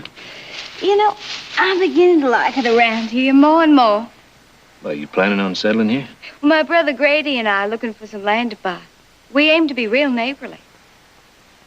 You married? Nope. Promised anyone? No? Well, how about you being real neighborly? And, well, you must know some places around here for sale. How about showing me a few? Maybe, if you promise to teach me to play poker like that. Well, my daddy was a gambler on them Mississippi riverboats. They used to call him Velvet Harry because he dressed so well and had such good manners. He used to have his hair cut twice a week. And he sure knew his way around a deck of cards. Well, ever since I was just little Dickens, he used to play with me. I think the first words I ever learned were, ante up, folks. Well, I'll tell you what, Dilly. I was just about ready to finish up here. If you're heading into town, well, I'll buy you that drink now. How would you like a nice lemonade? Lemonade? Why, yes. I think I'd like that.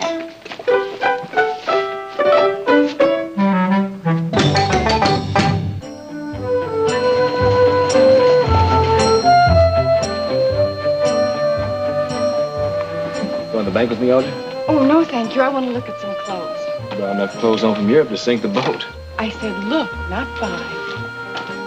See you at Jared.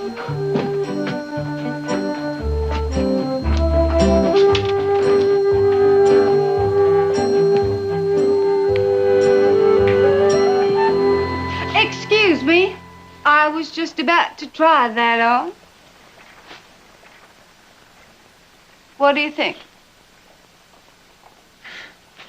I think it's very becoming, but I think it could be straightened a little.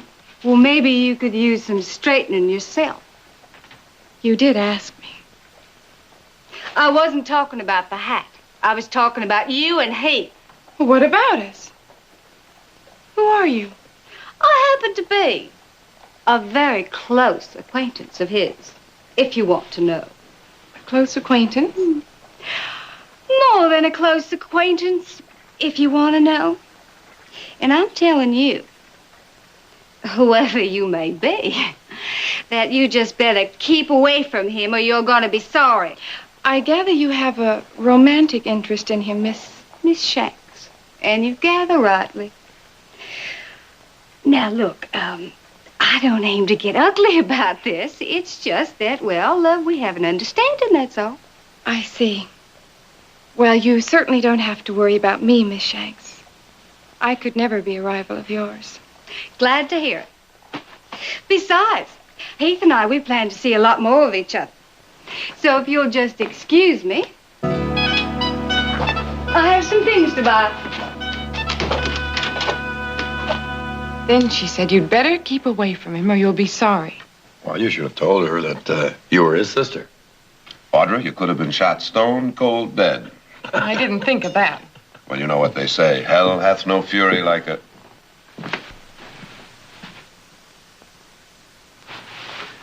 Well, for a minute there, I thought I forgot to put my pants on. Morning. Morning.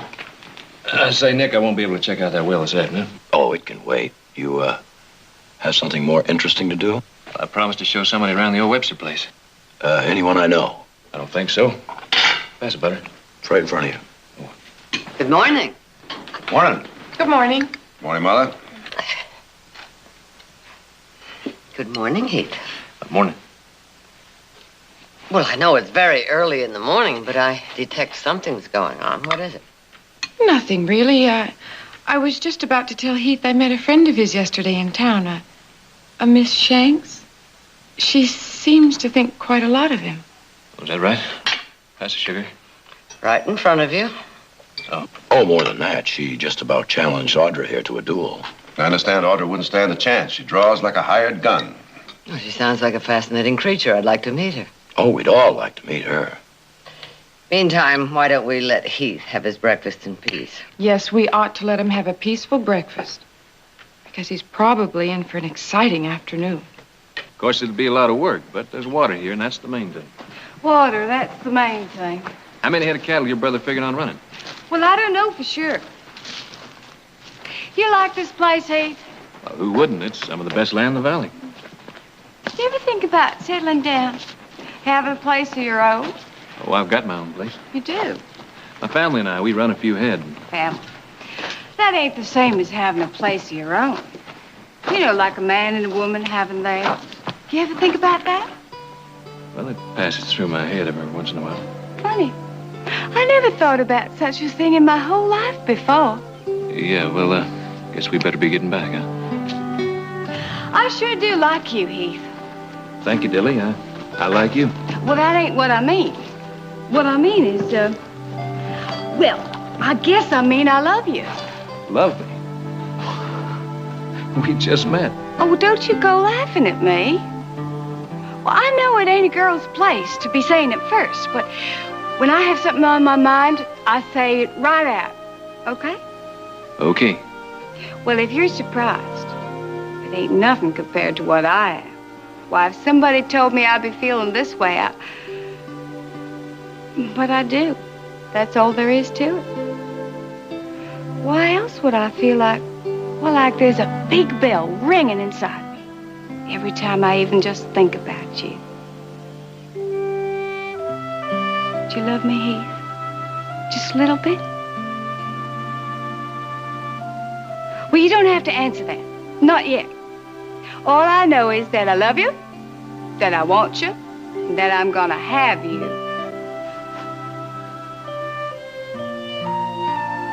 Hey, that wasn't so bad, was it? No, Dilly, that was nice. Well, now you understand how things are. I don't think you understand. When I love a woman, it's got to be in my own time. Why, sure, Heath. Take your time. Take all the time you want. And it's got to be in my own way. And she's just got to let it happen. And I've got to do all the courting. Sure, Heath. You can't help the way you feel, neither. I understand. Let's get back.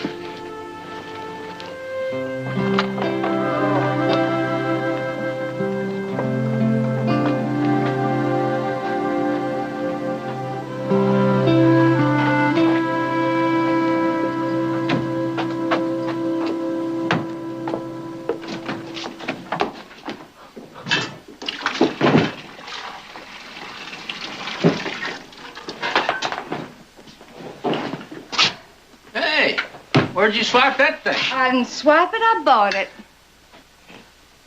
Hey, get your hands off that. I don't want you to mark the trim. What'd you go spend all our money for? You don't need a saddle like that.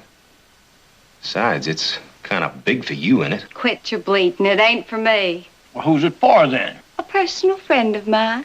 Not that it's any of your howdy-do.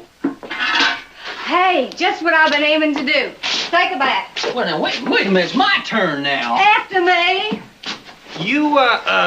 You figuring on giving this saddle to that big cowboy you've been seeing? You must be pretty sweet on him. You know he was one of them passengers on the stage, don't you? I was wondering where I've seen him before. Now, as to whether I am sweet on him or not, what if I am? Oh, well, no one's saying that you can't have your fun, Dilly.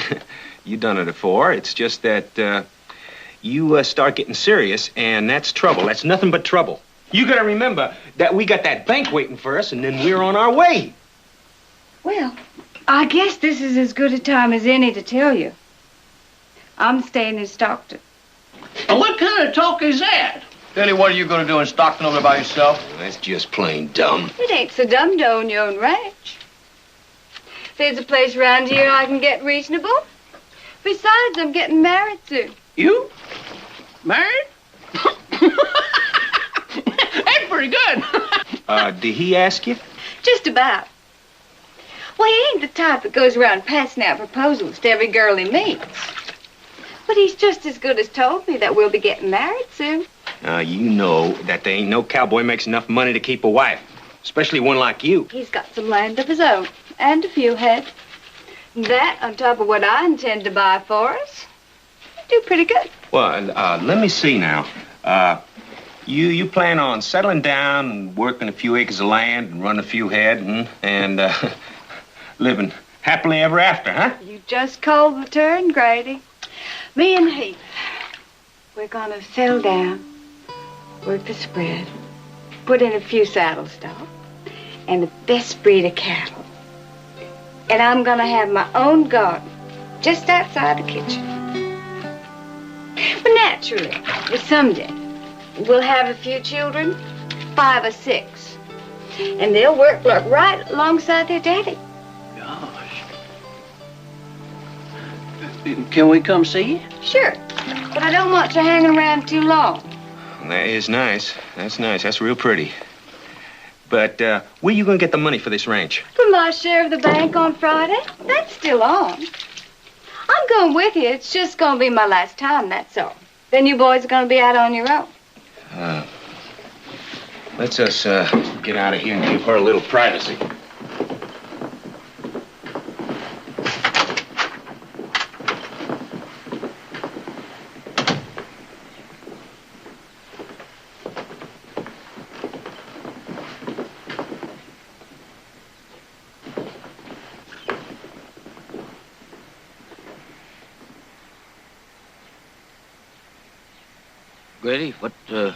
Grady, what we're gonna do without Dilly?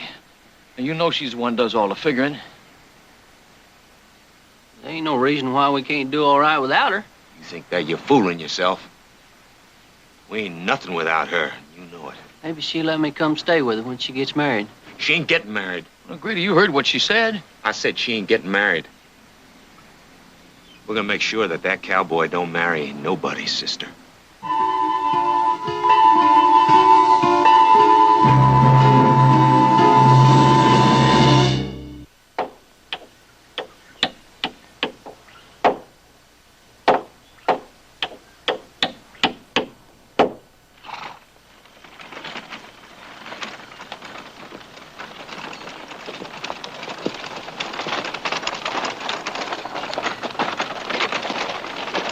Hoping to find you here. Ma, you sure put in a hard day's work. My daddy always says a man works from sun up to sundown. There's a man you can trust with your life. Your father said that? Oh, he lived by it, too. Had to, being the boss of the lumber company. I guess that was before he became a riverboat gambler. I never could remember which one was first. Come here. How you like the saddle, Heath? Well, that's probably the fanciest saddle I ever saw in my life. It's yours. Dilly, I can't accept this. Well, why not? That rig of yours is all worn out. Well, that's not it. A girl giving a man an expensive gift like that, well, it just isn't right. Well, I don't see why not. You care for somebody. You just naturally want to give them things. Dilly, if anyone around here is going to be given presents, it's going to be me. You want to repay me for it? You can take me out to dinner. And I do mean dinner. Let's see, steaks, wine, lots of them fancy little cakes. Dilly, this saddle's worth 1,000 dinners. You just talked me into it. 1,000 dinners, starting tonight. Dilly. Dilly, there are a few things we got to talk about. Later, after dinner. Come on.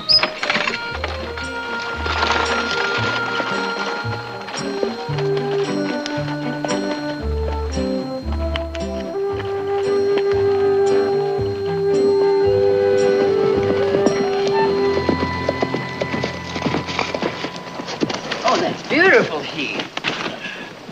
Yes, it is. A gift from someone? How'd you know? Because I know you, and that's not the kind of a saddle you'd buy for yourself.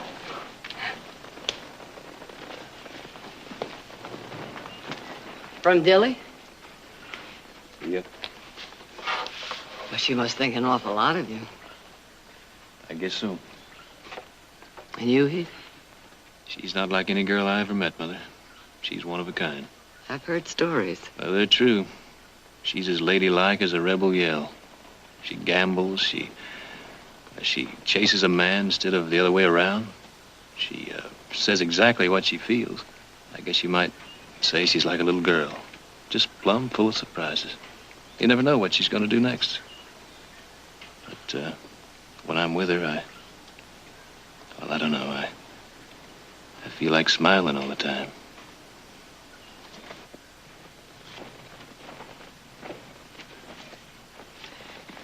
But you're returning the saddle? Well, it's the third time today I've loaded it up.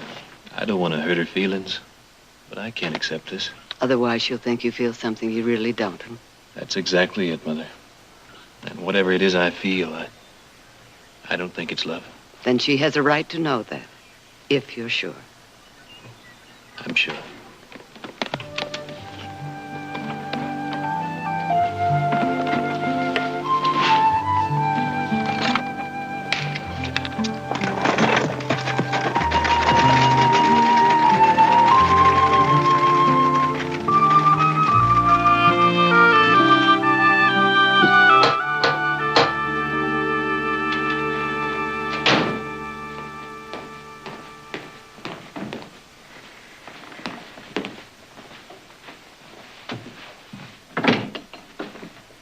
Is this the Heath Barkley Ranch? This is the Barkley Ranch, miss.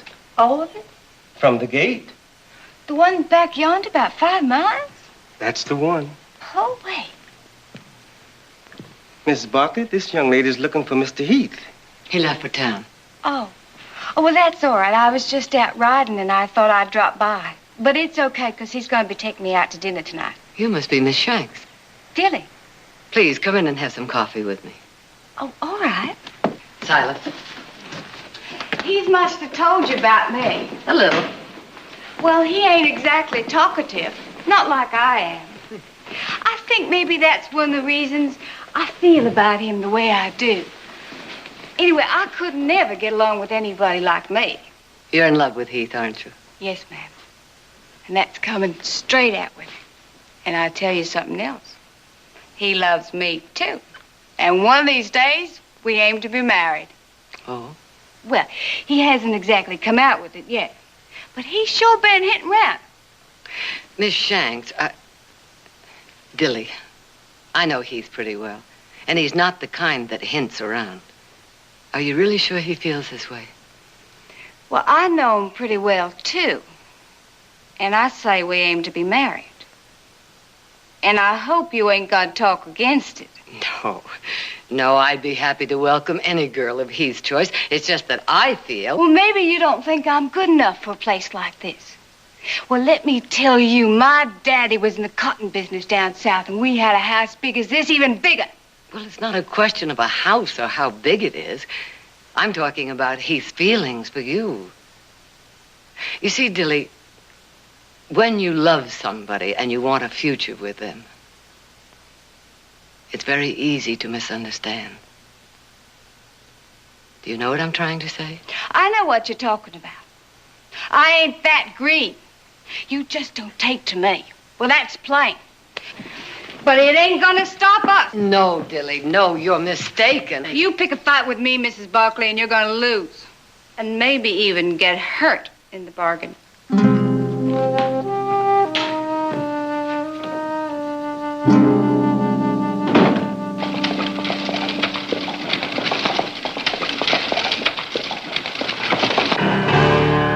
That's him.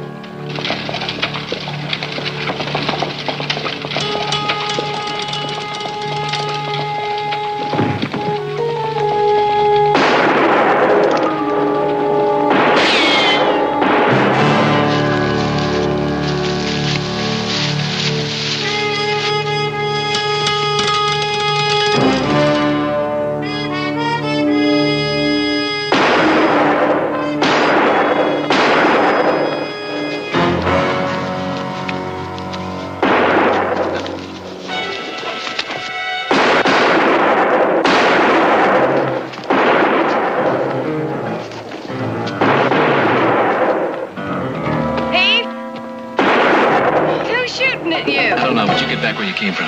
Hey, he's got somebody with him. Well, get him too.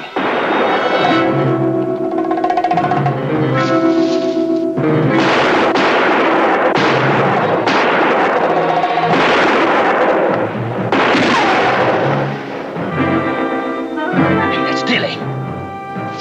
We'll talk get him out of here now.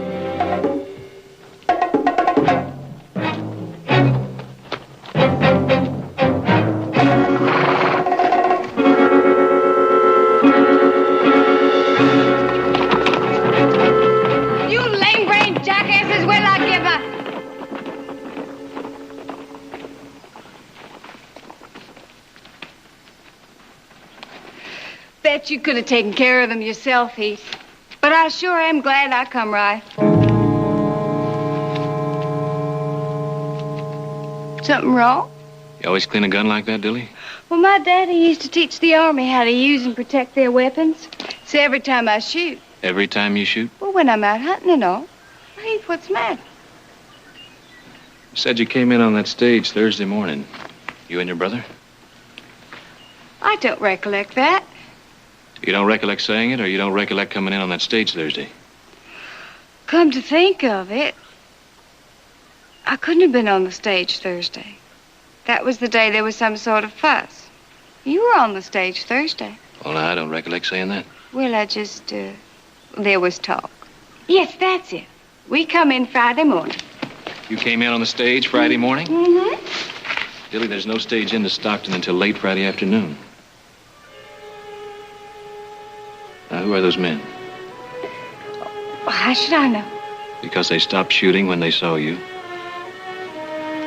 4 riders who held up that stage. Their leader cleaned a gun like you just did. You're talking crazy.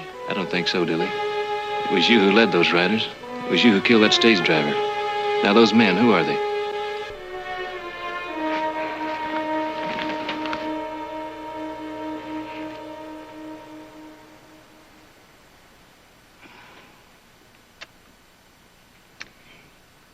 Them 3's my brothers.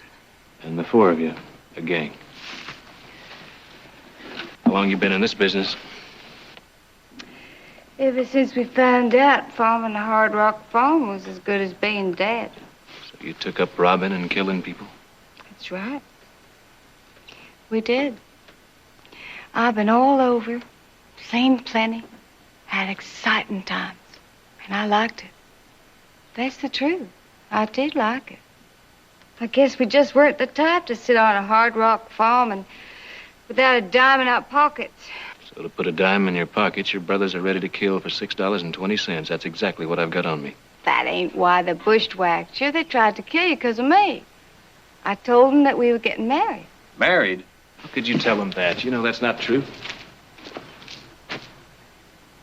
But you don't understand, Heath. I'm giving up all that wife stuff. I'm gonna settle down and make you a good wife. Tilly, just because you want something, that doesn't mean that's the way things are. Well, what about the Webster place? You said you liked it, and you said you want to settle down someday and be married. Nobody'd try and make you a better wife than me, Heath. I swear it. Besides, I never met anybody like you before. I'd do anything for you. I'm so in love with you. Dilly, I'm not in love with you. And even if I could be, that changes everything. Can't you see that? Sure you're not in love with me. Rich folks never take to anybody but their own kind. I seen that big house of yours and that fancy butler. What would you want with plain folks like me? Dilly, I saw you kill a man. Forget that. I don't think I could. Well, I help you forget it, Heath. Heath, I've changed. I know I have. I'd do anything in the world for you. I'd be anything. Please help me, Heath.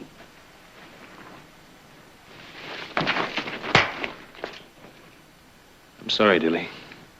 I'd like to walk away and forget I ever met you, but I can't. Turn round.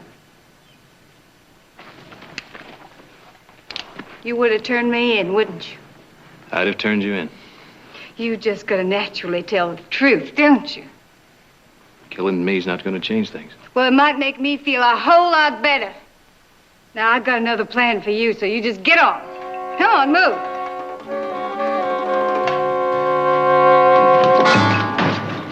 Time up, Will. Get on over there. Up against the post. Put your hands behind your back. Time up. Well, now, Dilly, isn't that a funny way to treat your intended? Don't you give me none of your jaw. He ain't gonna be nobody's intended. And what's he doing here? We're gonna use him when we take the bank. Use him? Ain't you got nothing in that head of yours? With him around, nobody's gonna start shooting at us. Boy, you sure singing a different tune about him now, ain't you? You never mind my tune. He tried to make a fool out of me, and I don't take that off nobody. Tried to. I think he done it. Look, you said all you're going to say on that because I don't want to hear no more about it. No, sir. Nobody at that bank's going to start shooting at him. Him and his family own half of this valley. What are you going to do with him when we're through? Well, there'll probably be some shooting there. He's liable to be hit by a stray bullet while we're riding out, huh? Grady? That's the best idea you had all year.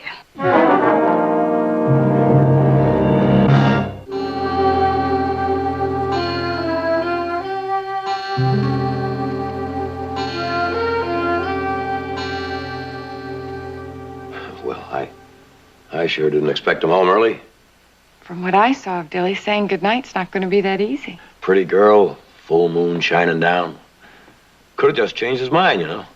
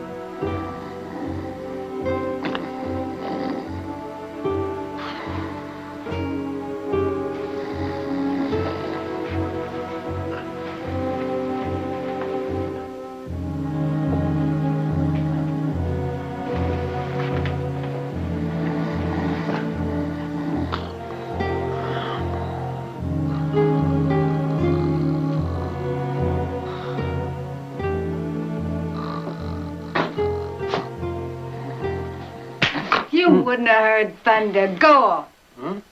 Huh? Go on! What? Oh, sit up, have a cowboy tie up.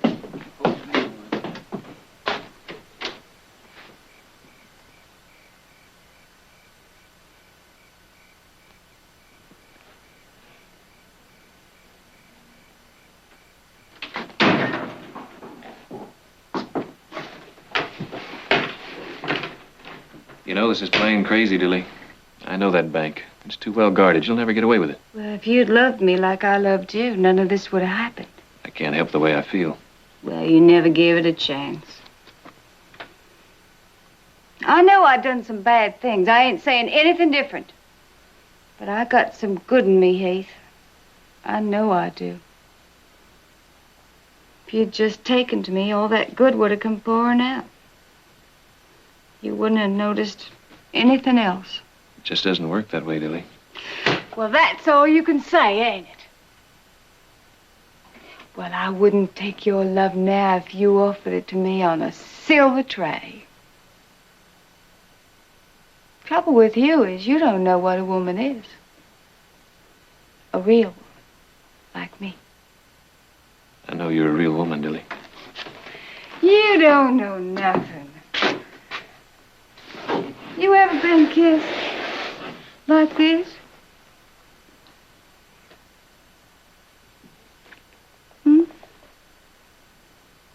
Or like this?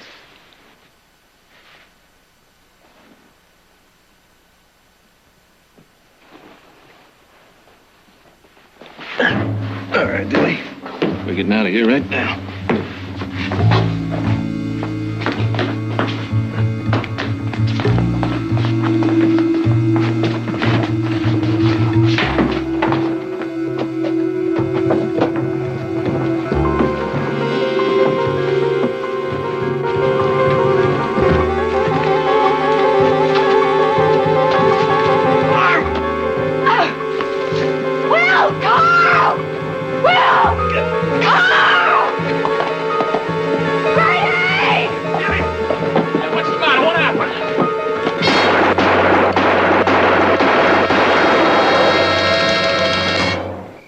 Hightail it out of here. Come on, Dilly. Oh, Dilly, he wasn't worth it. I'm glad it's over. It ain't over yet. Dilly! Not until I give him one last thing to remember me by. But he's gone. Dilly, he's got our fastest horse, and we can't catch him in the dark. The ranch is there. It hasn't moved. Mr. Heath Barkley won't be so high and mighty with that fancy house of his a pile of ashes. You mean burn him out? Right down to the ground. Dilly, he's going to get the sheriff. We got no time. We got time. They ain't gonna look for us there. Now look, you don't want to come along. You get your own self out of this fix. Well, we best be fast about it then. Come on.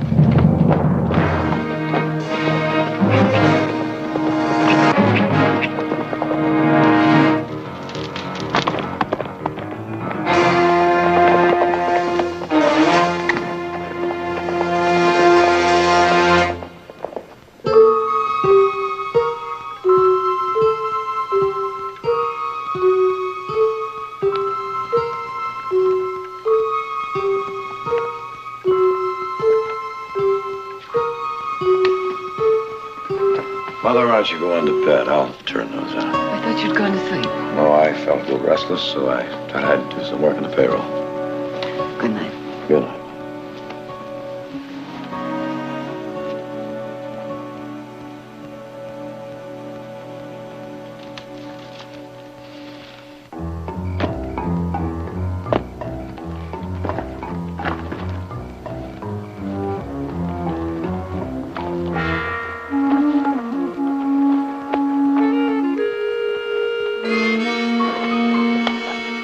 I'll take the ball. You get the house. Go.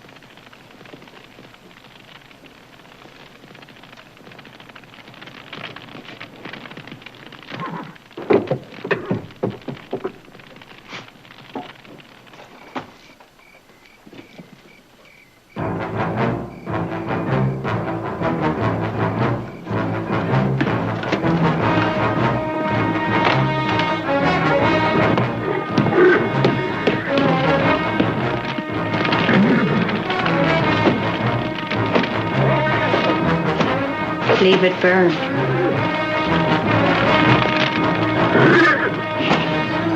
I said leave it.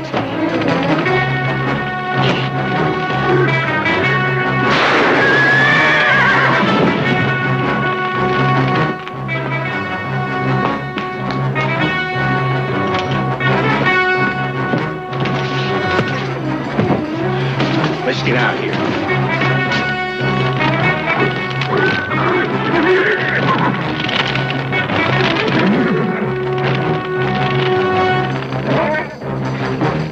Dilly.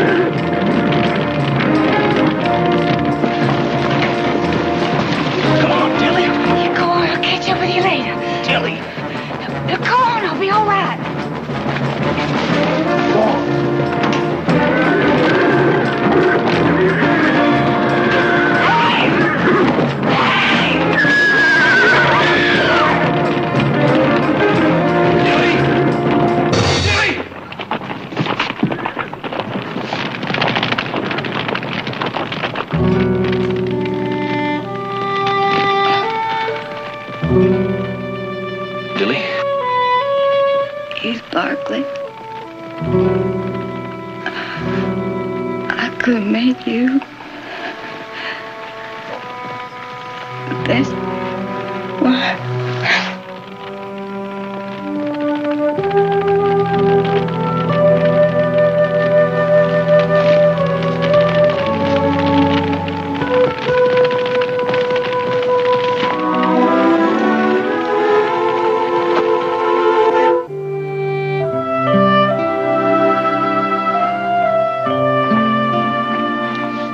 just talked to the sheriff. He caught Dilly's brothers. I didn't think they'd make it without her. Well, perhaps Dilly would have made it if she hadn't come back for you. Never did get around to returning the saddle. Why didn't you? I don't know. So you going for a ride? Mm-hmm. You know, I got 100 things to do, but mind if I go along? I was just about to ask you.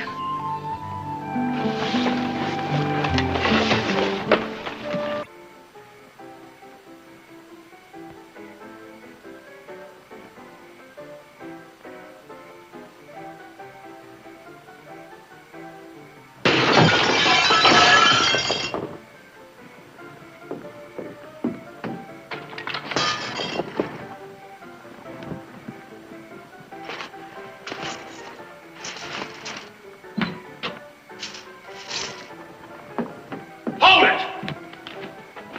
Hold it there! I said hold it!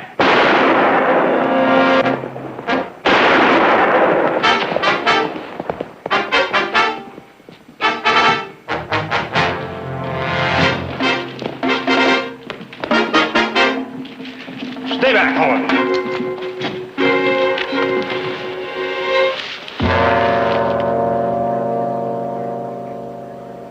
It's a woman. She just nicked. Do you know her, Sheriff? Nope. But I think I got a flyer on her.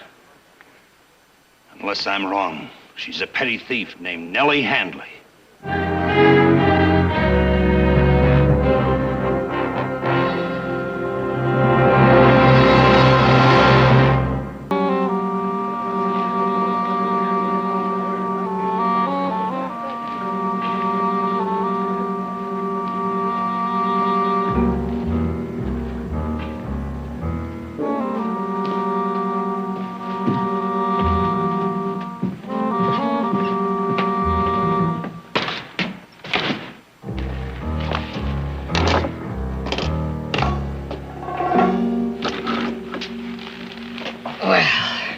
This should convict me.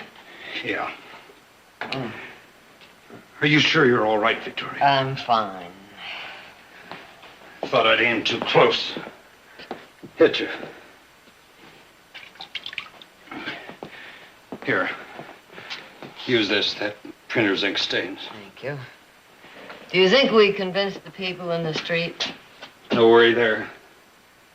They'll all be witnesses.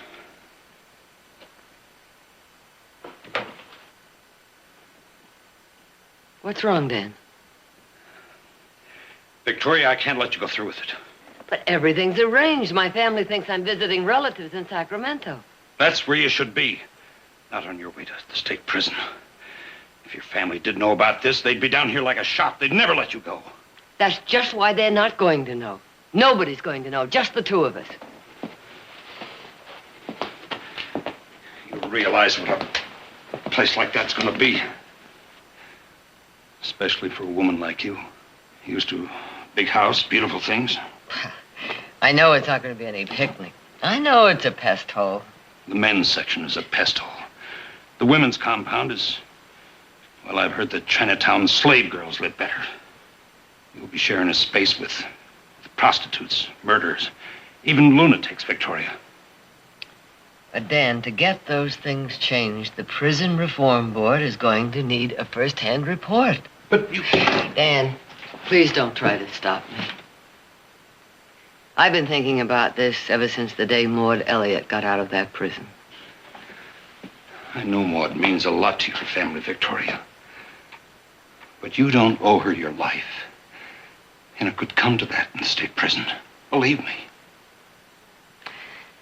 A few years ago, Dan, Audra and I were on our way to Benicia. Suddenly, we both came down with diphtheria. They quarantined us right there in the stagecoach, and nobody would come near us, except a young girl by the name of Maud Elliott. She brought food and medicine, and she nursed us both until we were completely well. So you see, I do owe her my life.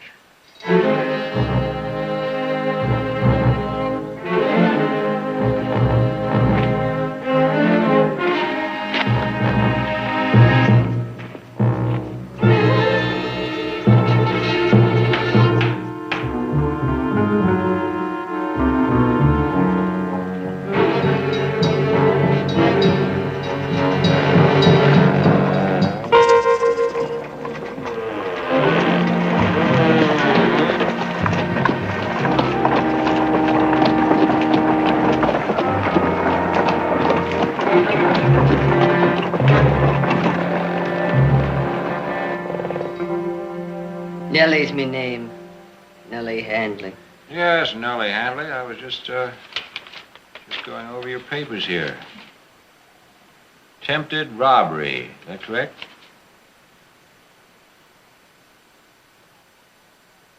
Speak when you're spoken to. Aye. You will address me as Warden Garrick. Now, according to the report here, you've only been in America 2 weeks. Is that right?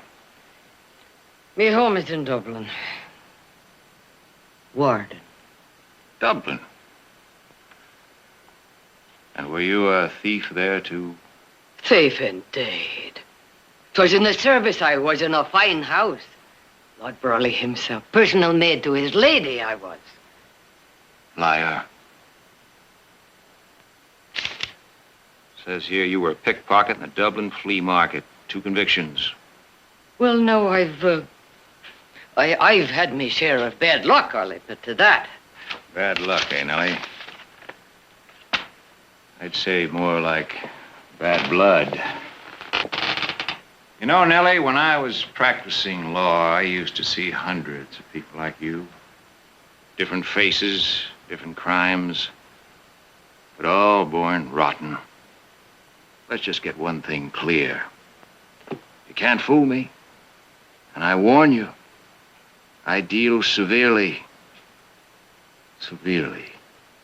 with anybody that tries. So, if we have any Irish rebellion here, you'll wish you were dead.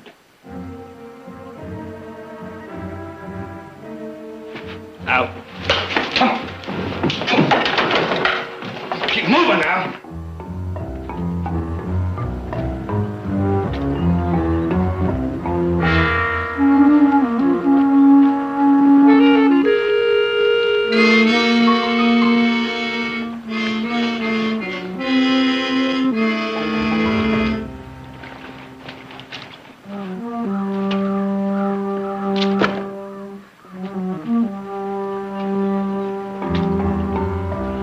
This is the woman's yard.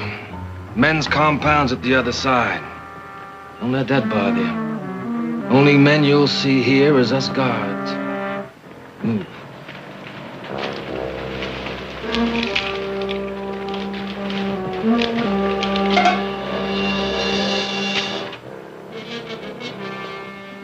What's the matter, Handley? Don't our clientele appeal to you, huh? We got some famous people in here. Take Big Mary, for instance. Her and her 2 sons was road agents. Held up over 100 coaches before they got caught. Why be she chained? She's an incorrigible. She's been that way since the 2 boys was hung. That's a prisoner that can't be handled. Go on.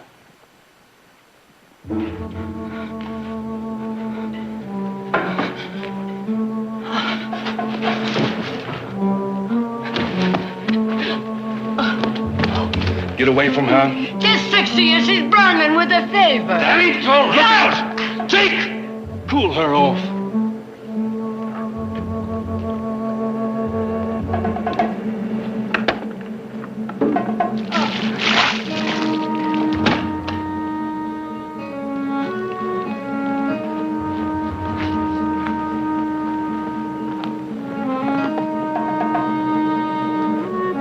Get up.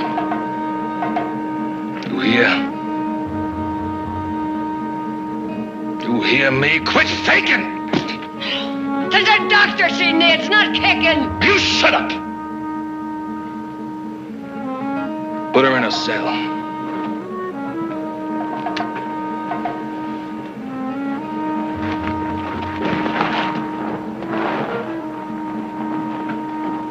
Start scrubbing, Handley.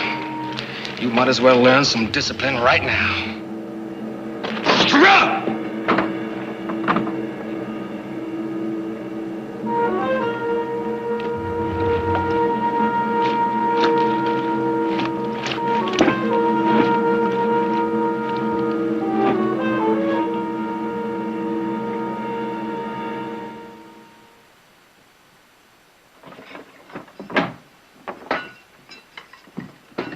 New roommate for you, Kay. Keep you from getting lonesome. Thanks.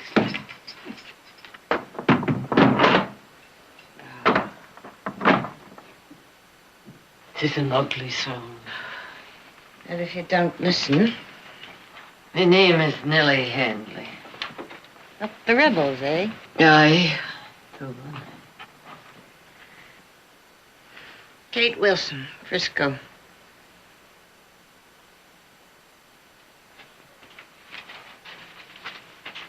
Oh. Thought the Irish was used to wash tubs. Talk travels quick here. What you in for? Thief and jewelry. Here? Unless the warden sees fit to make it less. Garrett gets paid for the prison. It'll be more, not less. Be that legal?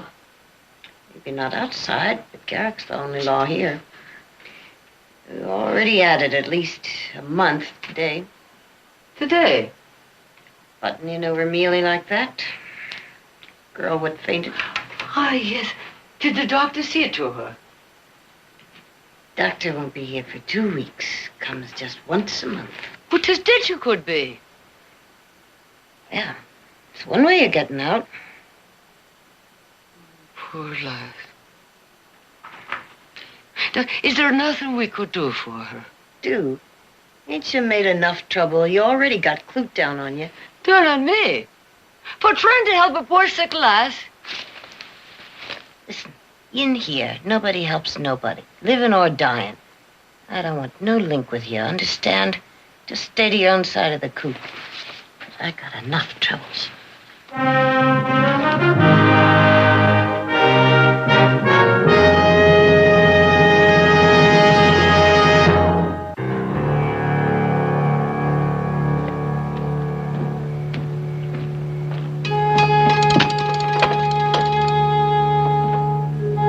Ain't you hungry? Chicken bones and moldy beans. Well, at least they got meat in them. It's the first time this week.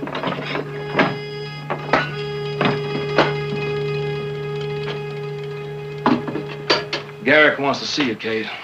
I ain't finished eating. Now, what kind of attitude is that for a gal with a fine gentleman hankering after her? Ah, gentlemen. Well, what else would you call a man who practiced at the bar? Only bar he ever practiced in was a saloon. Did he ever tell you the story about his being a lawyer? The closest he got to it was selling them legal books. Well, how about that high society gal he met last time he was in Frisco, huh? She believes him. That Francine something or other? I've seen her mincing around today with a parasol. Think it was hot out. Well, that's 'cause she's a lady, Kate. Ladies always carry parasols. Look who's talking about ladies. You know, her family is real big in politics. Now, if Garrick was to marry her, more than likely they'd pull some strings and get him in the legislature like he's always saying he wants. And then I might get to be warden, Kate. Takes a fox to be warden. Pig's too dumb. You want to keep that feathered mattress and them clean clothes, you start prettying up. I'm giving you 5 minutes.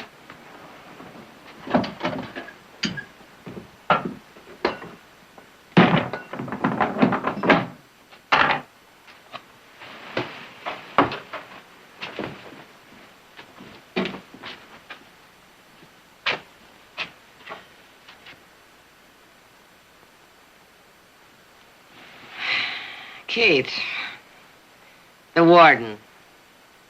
Do you care for him? Care for him? I hate him. Then why do you not refuse to see him? You seen Mealy, ain't you? When she come here, she was pretty as paint. Now she's sick all over, maybe dying. And ain't you be the same? I told you I didn't want no link. I'm in here for 5 years. The only way to live through it is to not make trouble about anything.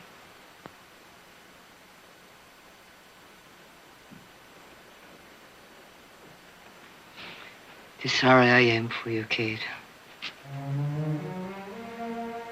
Thanks. I'd as soon have powder and perfume as wash tubs.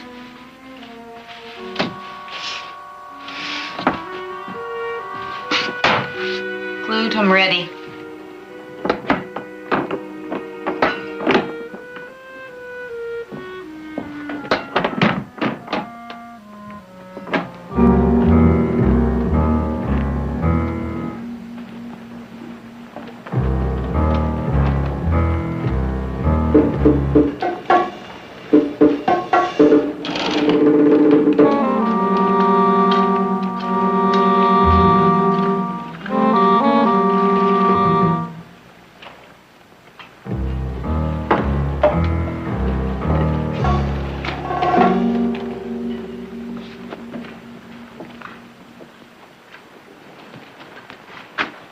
How'd you like your first night at state prison, Handley? You sleep good? That's right, you keep working. With Mealy gone, you got a lot to do. Gone? How do you mean? Ain't you heard? Mealy died last night.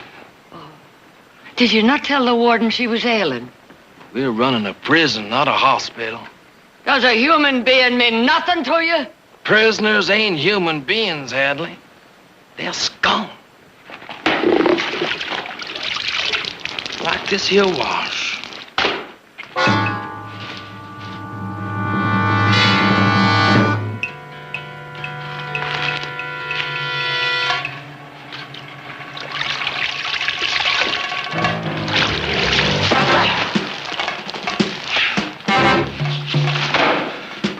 I'll break you for that, Handley. I'll break you. Hey! Bring them shackles! Put them on her.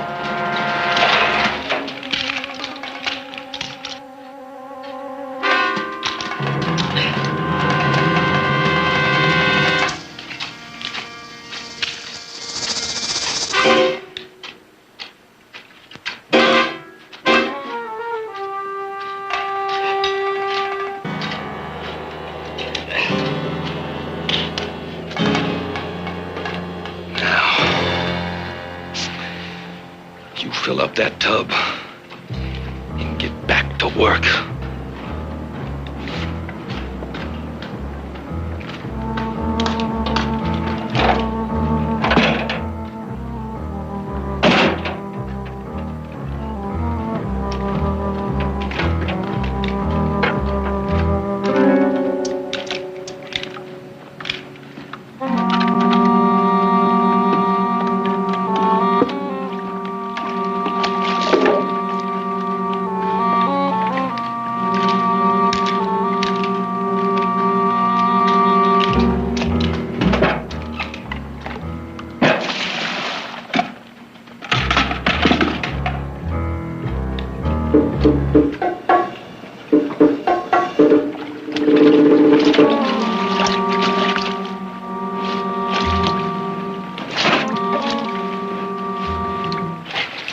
Told you not to make no trouble.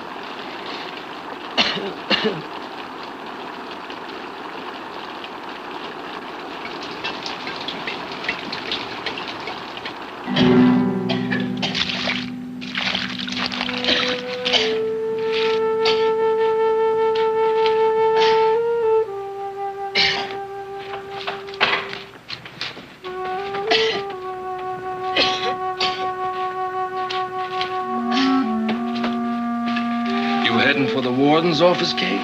Wait a minute. I'll carry you. I'd rather walk. She's been coughing like that ever since last night. to me like she's got a fever.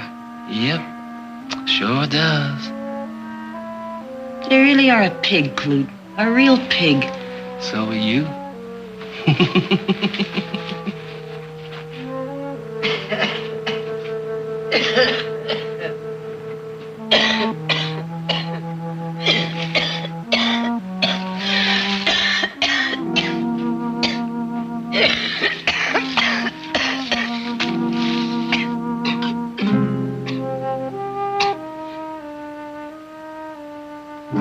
Beans will warm you better than that watered-down coffee.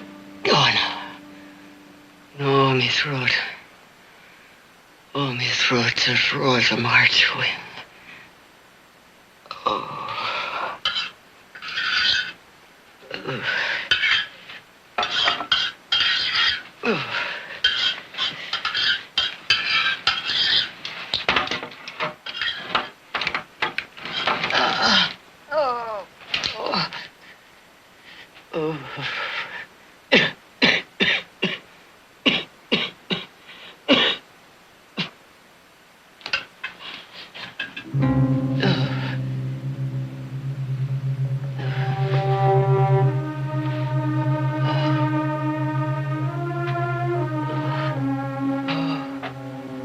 Thank you.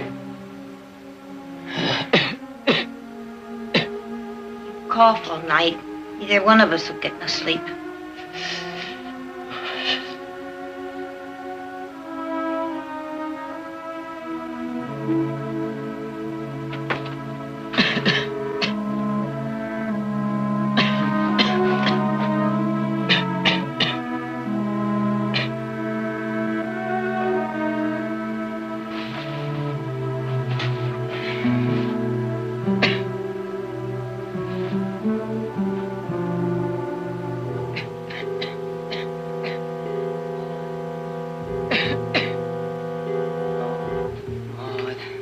Ellie. Oh. Oh, poor Maud. What have they done to you? What have they done to you? Oh. What have they done to you? Oh, poor. No. No, she's innocent, I tell you, Maud. Maud is innocent.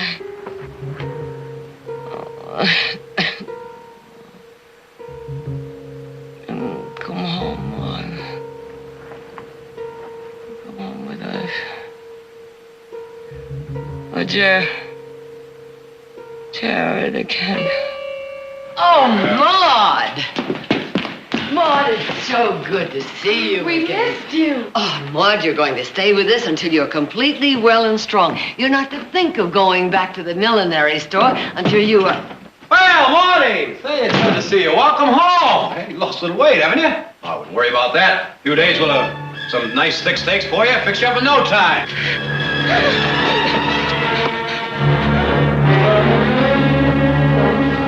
It's all right, Maud. It's all right. Now, there's nothing to be afraid of. Come on, you come with me. Come on. Right over here and sit down. Just relax. Nothing to be afraid of. That's the girl. Jared, what is it? Don't worry, Mother. It's nothing. Sheriff Bannock warned me this might happen. She's still in a state of shock. Shock? That prison she was in is a hellhole. Now, listen to me, Maud. There's nothing to be afraid of. You've got a full pardon. You're free. Jared. Maud. Now, listen. You have been proven innocent of that killing. You never have to go back to that prison again. Not ever. Do you understand? Audrey, will you take her upstairs?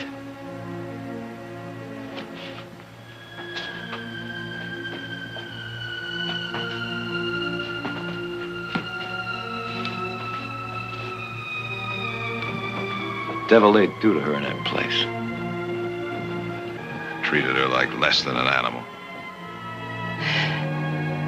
Jared, this can't go on. It simply can't go on. We have to talk to the Prison Reform Board. You can't go on. The prison. You have to talk reform. Oh, bored. Clute! Hey, Clute!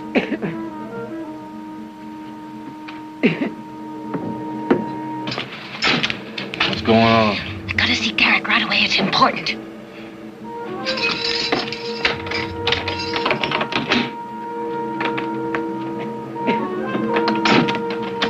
Bored. Reform. Tired.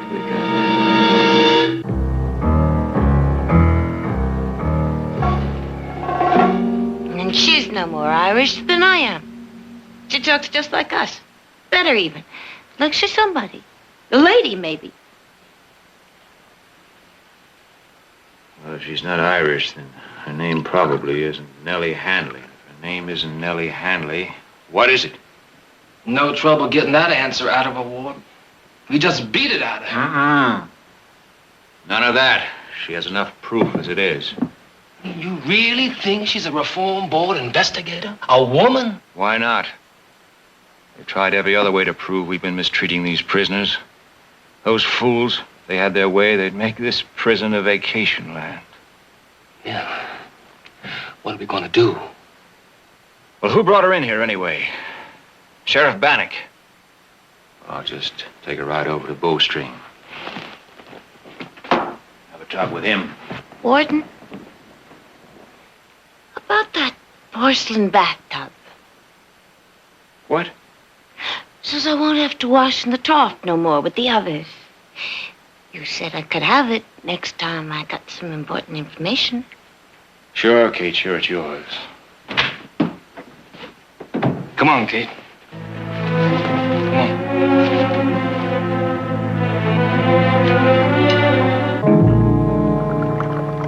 Get me out of bed just to talk about a sick prisoner? Well, I thought you might be interested, Sheriff. Her name is Nellie Handley. Nellie? Yeah, I guess the rigors of prison life didn't agree with her. She developed a fever, became delirious, and made some very interesting revelations. Get to the point, will you, Garrick? Well, in the first place, she isn't Irish. Second place, her name isn't Nellie Handley. Her immigration papers are all in order. I got a copy right here. Well, that won't be necessary, Sheriff. I just happened to bring my copy along. It says here that she's from Dublin, and she supposedly arrived in San Francisco a week before her arrest, supposedly, on a brig called the Gull. What do you mean, supposedly? Well, I stopped off the newspaper office before I came over here, Sheriff. Thought I'd look over the files. You've been waking up a lot of people tonight, haven't you, Garrick? You must be trying to cover something. I'd say it was the other way around, wouldn't you, Sheriff? In any case, the Gull's casualty lists were quite explicit. Here's a copy of it. Nellie Handley died of smallpox before the ship docked in San Francisco. Now, look, Garrick, I don't know what you're up to, but whoever that woman is, I saw her rob a pawn shop, and I've got eyewitnesses to prove it. I'm not questioning your arrest, Sheriff. I think you managed that very cleverly. What I am interested in is who is Nellie Handley and what is her connection with Maud Elliott?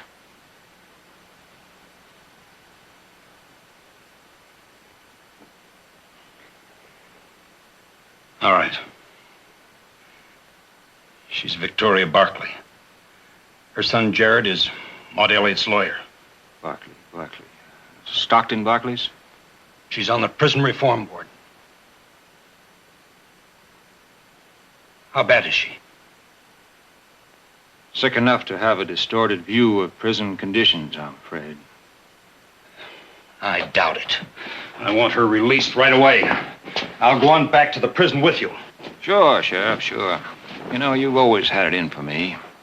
Why? We're in the same business. We deal with scum. You have to keep them in line. Sure, I keep them in line, but I don't live off them. Drain out their insides to fill up my pockets. Prison is a place for punishment, Sheriff. A lot of people feel different. Like the Prison Reform Board. Those meddlers. Sheriff, what I don't understand is your interest in this. Or maybe it's you that's filling your pockets. What?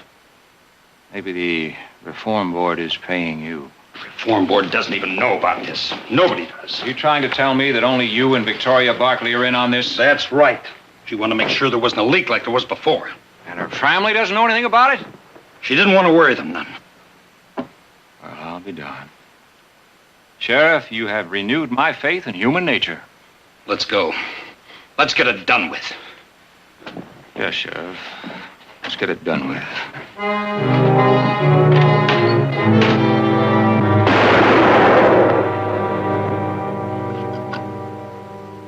You sure Bannock is the only one that knew about Handley? I'm sure. There's no chance you only wounded him. Told you he's dead. Take that coat over to Kate and have her clean it. By the way, how is Handley? Is she better or worse? Well, Kate says her fever's going down. Oh, that's unfortunate. Afraid we're going to have to arrange a little accident for her. Preferably at the hands of one of the prisoners. Well, I don't know. Them Barkleys is mighty important people. If something should go wrong and they found out. You know, Clute, with luck, in 6 months, I'll be in the state legislature. I think I could guarantee you the appointment as warden here.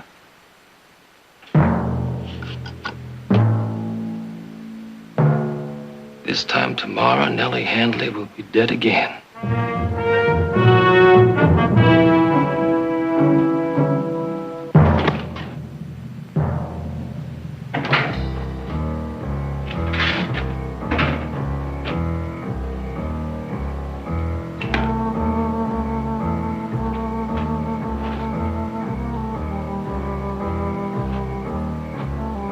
Go get some supper. I'll take over here a while. Thanks, Clute.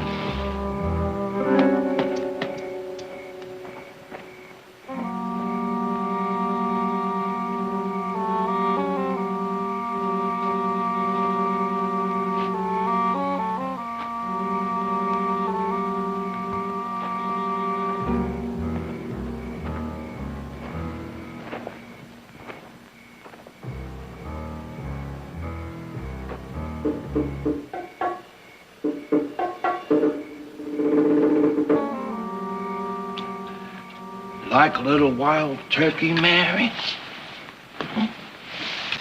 Go on, I had plenty. Go on, it's delicious.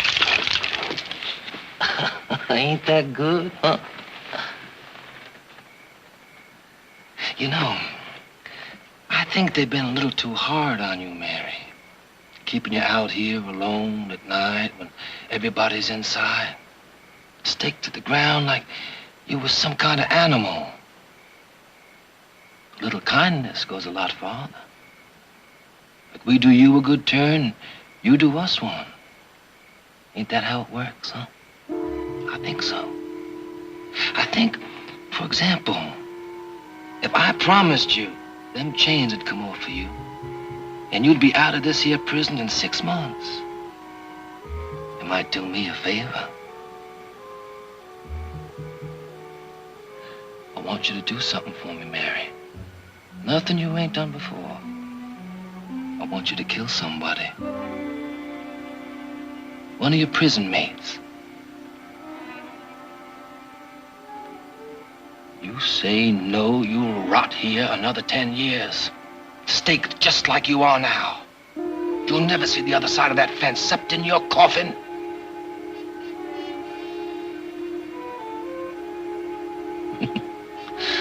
I'm making you the best deal you'll ever get.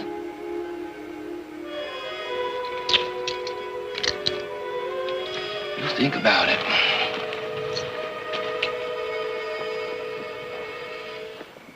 Who is she? I'll send her out in a minute. Get these chains off.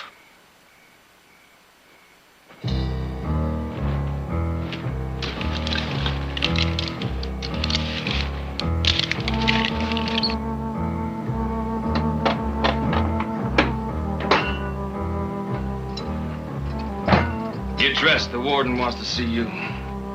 What for? You just get dressed, Miss Nellie Handley.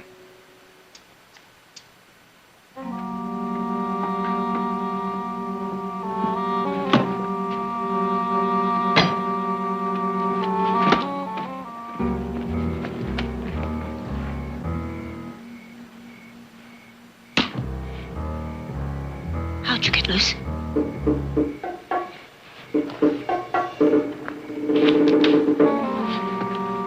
They ain't gonna like it.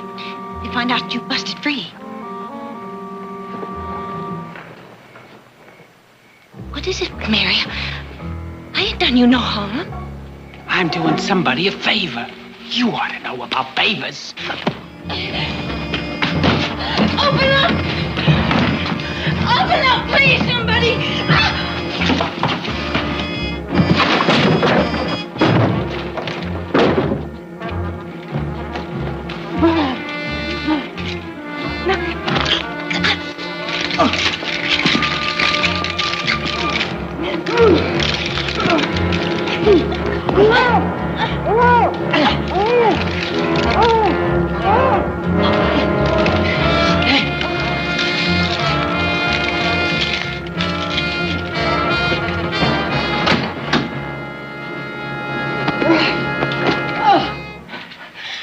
Could have been the end of me. Aye. Of both of us. You didn't have to help me. Why did you do it? Well, now, I couldn't leave a body to be murdered. I'd have left you.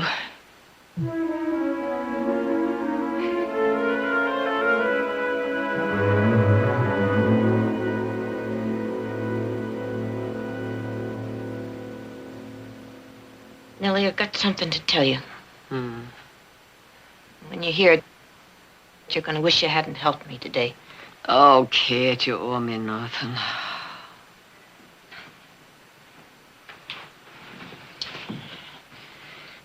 I've never been much on paying back before. Mostly, I took.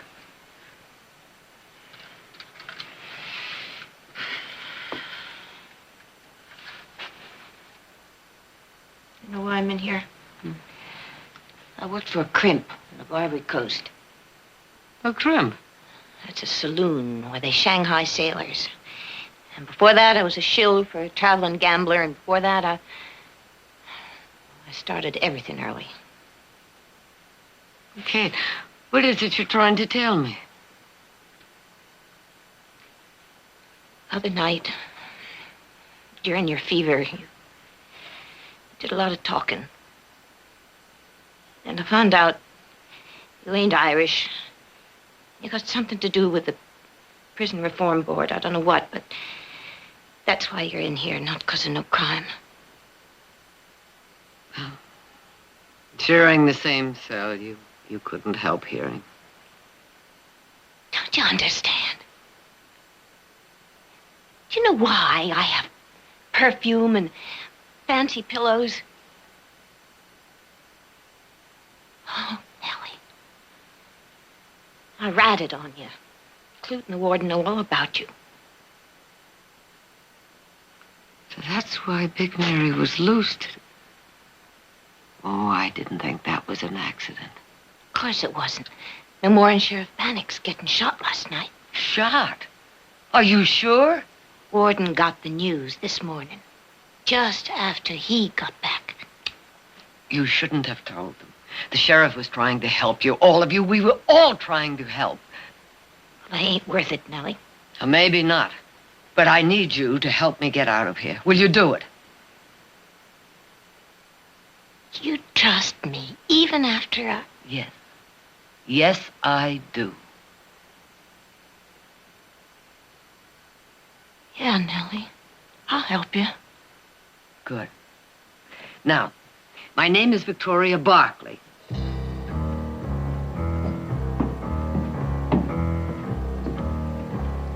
Ready, Kate? Hey.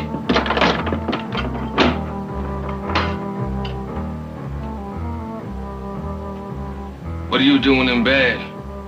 I told you at supper that Garrett be wanting to see you. What's the matter with you?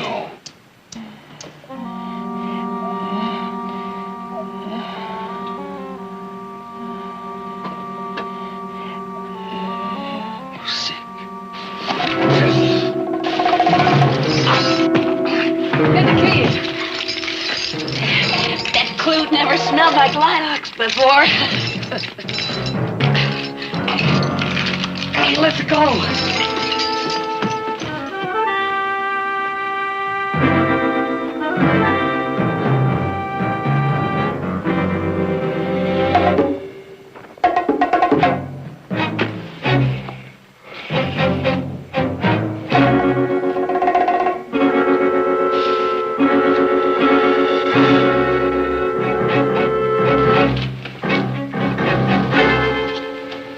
Hello, Bates.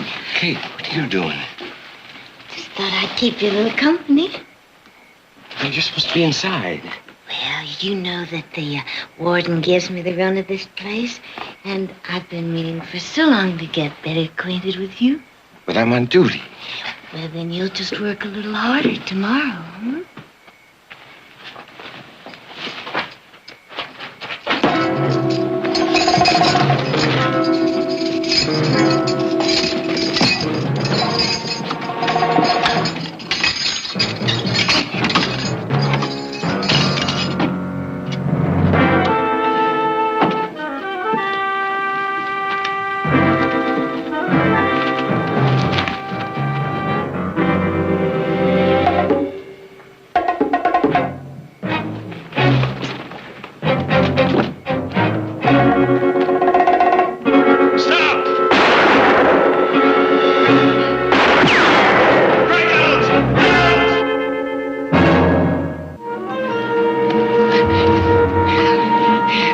Get in here.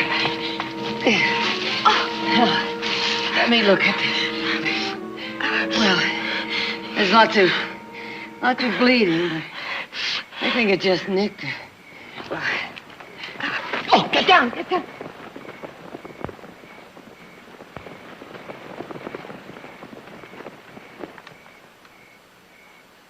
You wait here. Where are you going? Well, there must be a farmhouse or something where maybe I'll find a wagon and some horses. So the spot you. No, I'll be careful. But if they do, I'll tell them we got separated. I don't know which way you went.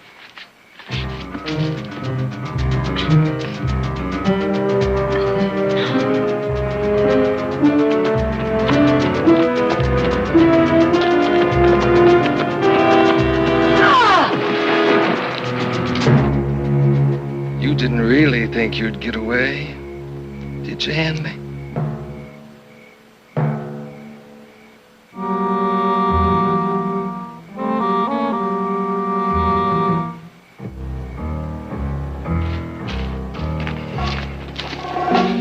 Still no sign of Kate. You ready to tell me which directions you went? I told you I don't know. When we get you back to prison, you will.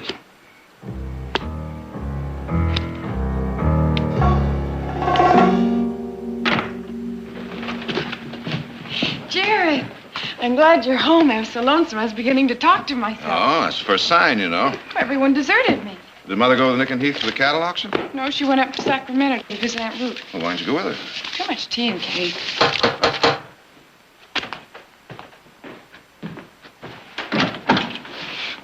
Mr. Barkley, Yes, what is it?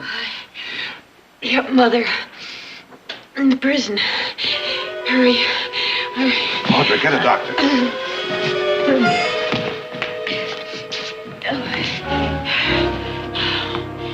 But Kate Wilson is a notorious liar, as her record of convictions will show. She escaped 4 nights ago, alone. We've been looking for her ever since. Well, you can stop looking for her. She's under the protective custody of the Reform Board, pending investigation of this prison. Here's the court order. Well, very formidable, Mr. Barkley. My congratulations. This preposterous story. Now you get this clear. Kate traveled miles with a bullet in her leg and gave herself up to tell me this preposterous story. Now, are you going to take me to the women's section or not?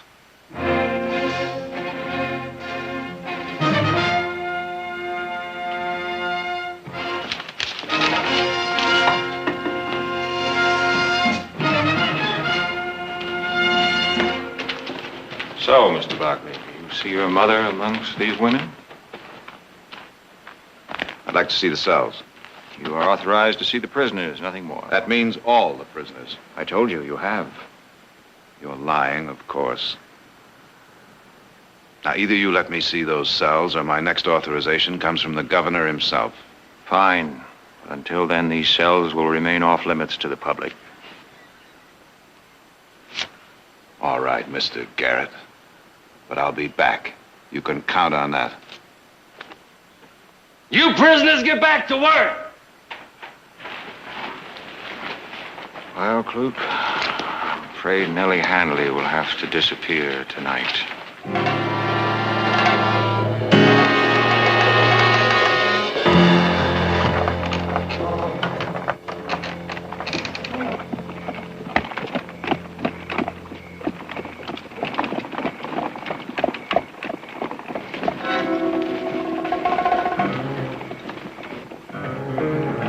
Hold it, Barkley.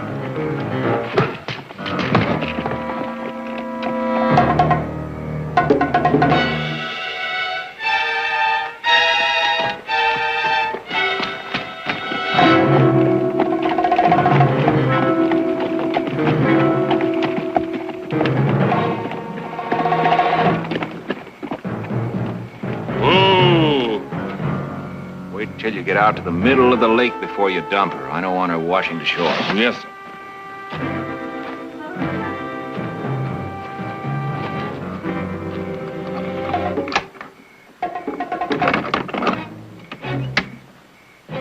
No!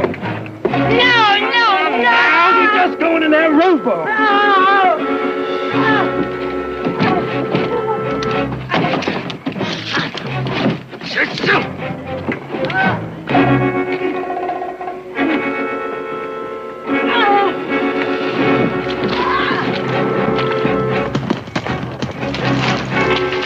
Hold it right there.